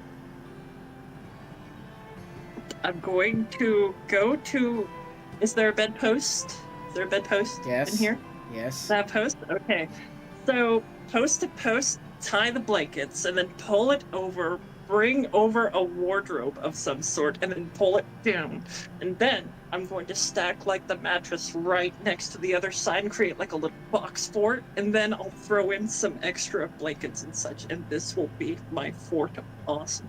Okay, you already know before you do... I'm gonna say, you know before you do this, this could get you in trouble with the nobles. They expect a Yes. certain level of I etiquette and expect behavior. them But it's fun. Troxel, I get that, but my point... Troxel, I get that, but my point is, if the other nobles see what Dottie has done, and they know that you brought her there, Well then, They will Well, reflect poorly on you. it'll reflect poorly on you and therefore the family. I Yeah. understand, but just but don't let them into point the is, room. Problem No solved. noble is going to go into her room. I guess That They is don't, true. They don't have to. They don't have to know about that. The There'll all only be has servants, Troxel. there'll only be Yeah. servants, and if Dottie tells me that, I'll tell the steward, tell the servants not to. You have no reason to walk into her room though, so the servants are gonna see it before you do. Is my point. Okay. And all it takes is a little bit of gossip, and then hey, there it goes. So. I will hold fire this one time, but no, the fort is coming. No, the blanket fort is coming. Okay, we're gonna end the session with this. Troxel, you are in essentially the sitting room. Who else is anyone with Troxel waiting for his father, or is he gonna be alone with this one? Not I. Nah. Okay, so Troxel, you are in the sitting room, and then you hear the door knock and open. The steward says he's ready for you. Oh, good. I'll come in. Yeah, you walk inside, and your father is sitting there at his desk. As he looks up, folds his hands, and goes, "Welcome home, Troxel. I'm sure you Thank you, have a Father. wonderful long tale for me to hear." And that's where we're going to end the session. Oh, okay. It's So you want me- it's want already me to 5 minutes not past give that him time. the tale now, or do you want me to assume that I've given him the tale already? We're going to go ahead and assume you've given him, like, you're going to text me what your character tells him of his journey, anything you want him to tell, and Okay. then before we'll do any, like, hey, I want to talk to you about this when the session when we continue the session next time. Okay, I will do that. That's good. Alrighty, XP time. Let's see here. I have to write all this down.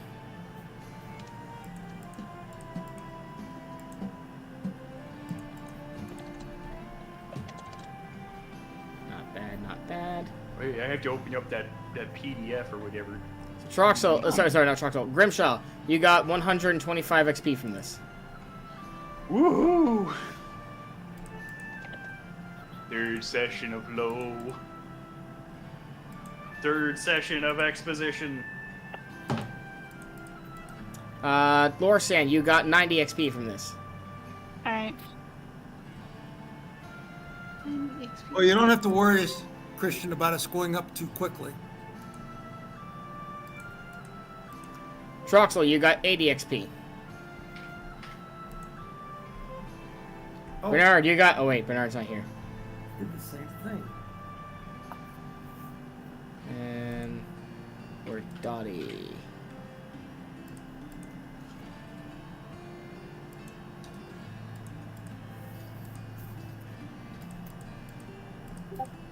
Dottie, you received 130 XP.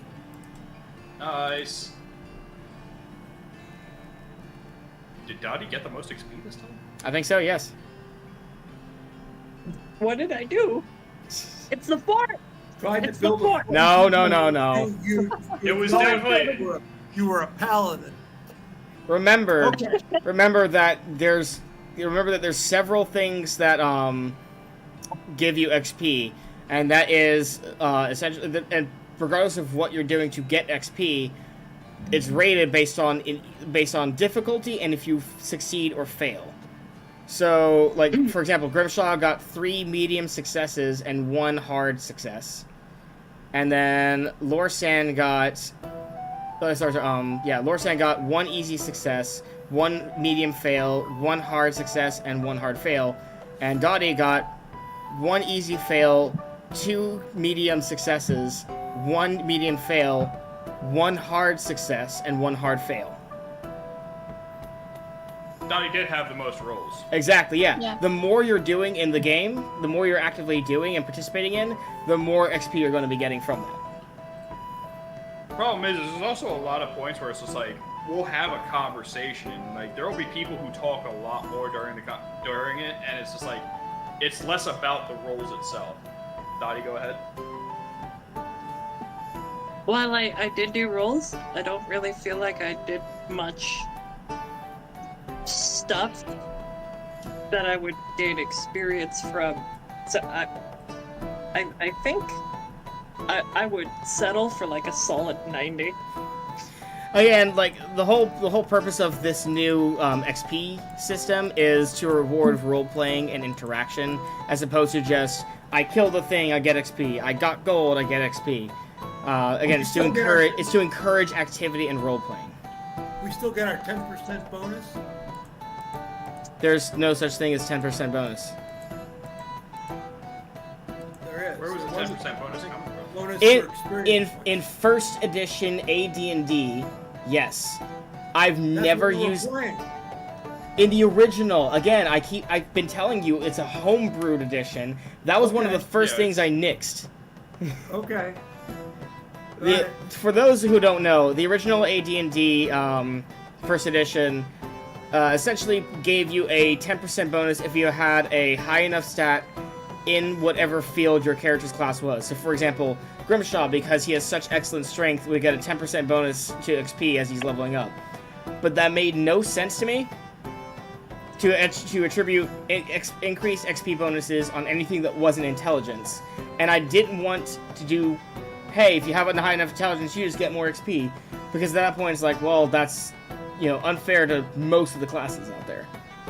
So I just nixed that entirely. I don't see anything unfair about it at all, but that's okay. And in addition to that, what I did was, originally I had the humans being able to have a 10% bonus to XP if they were multi-classing simultaneously. But since we've changed the leveling system, that's kind of been nixed as well. So at this point, there's just no bonuses to XP. Not unless you could potentially get certain magical items. But either way, that's the area behind that. We don't really do bonus XP in this one.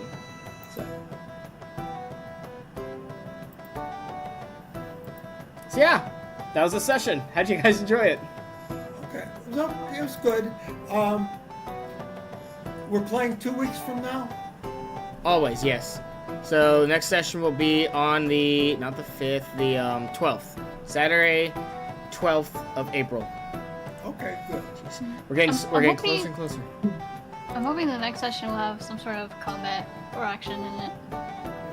Okay, Yeah, and my intention is, what is our intention as a group? We're going to solve the 4 quests or so that we have, and I'll tell Christian about that in terms of what I'm asking my father about.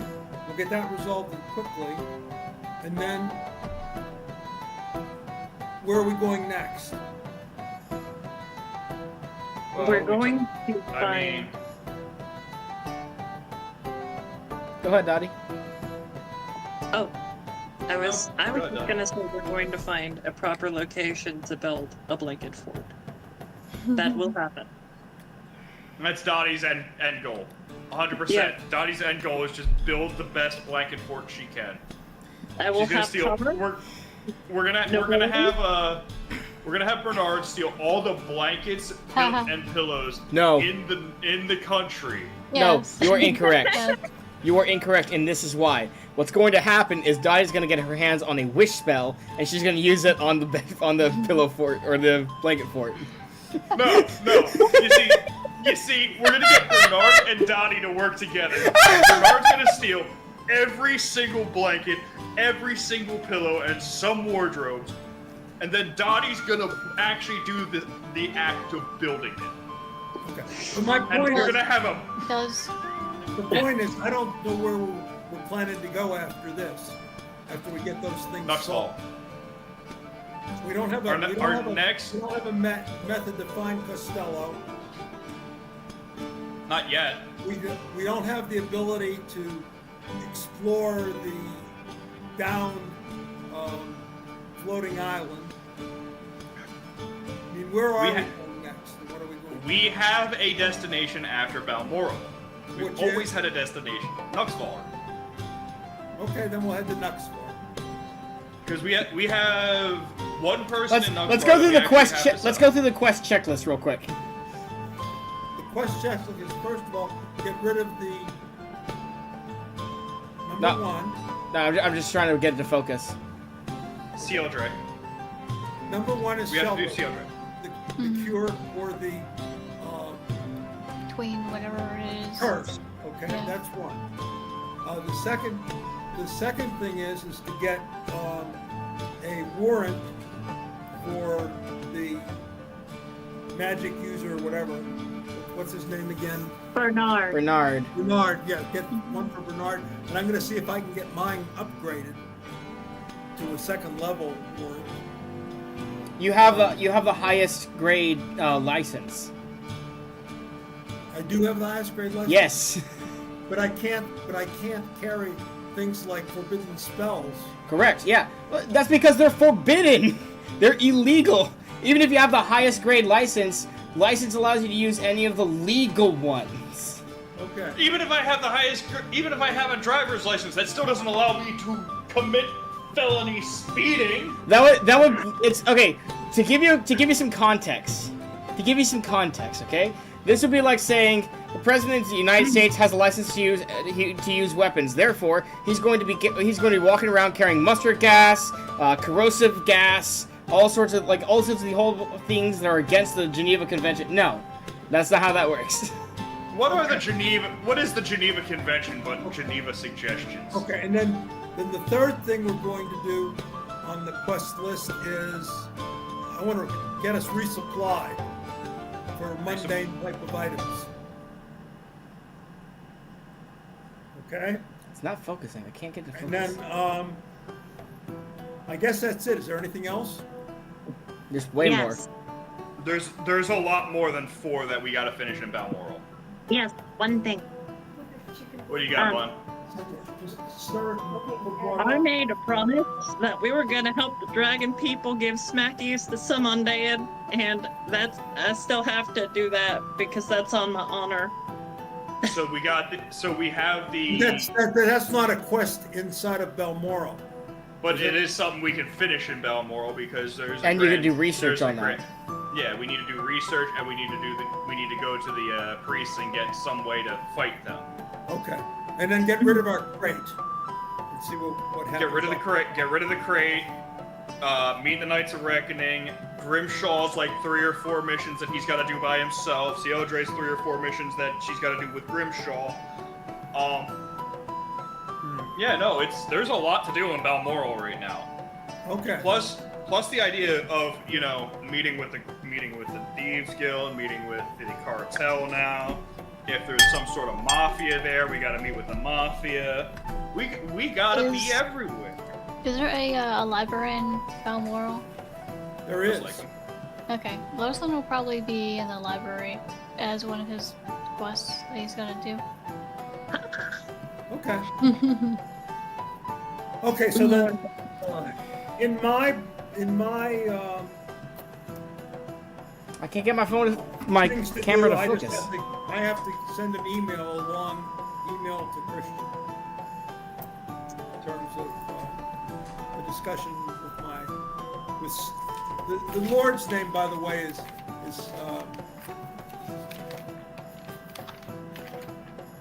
Stalden, Staldon, Stalden Campbell. The heir is Roderick. Oh, there we go. The knight of Eldoran is Brian, and my brother James is a cleric, who we haven't decided what the god is for that. He has a lot of siblings. He literally has 20 siblings, 3 of them being married into, and then various children of theirs, plus the house steward, master of the hunt. Oh, and then there's the Lord and his consort.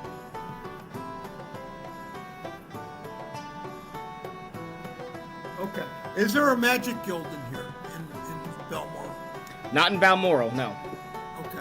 So I would be basically the highest level magic user Yes. in Balmoral. Okay, got it. I may join Lorsan in the library to look up rune magic. All right. Good night, everybody. Night. Great weeks. Good night, Tom. Night, Tom. Night. All right. So yeah, I think that wraps everything up. Once again, once again, thank you to our new Patreon. We really appreciate this. It always helps us. I keep forgetting to say this in the middle of the stream, but please remember to like, subscribe, and comment. It really does help us out a lot, like a whole bunch. Yeah. We'll see you guys next time. Wapach. It's been a pleasure. Bye, guys.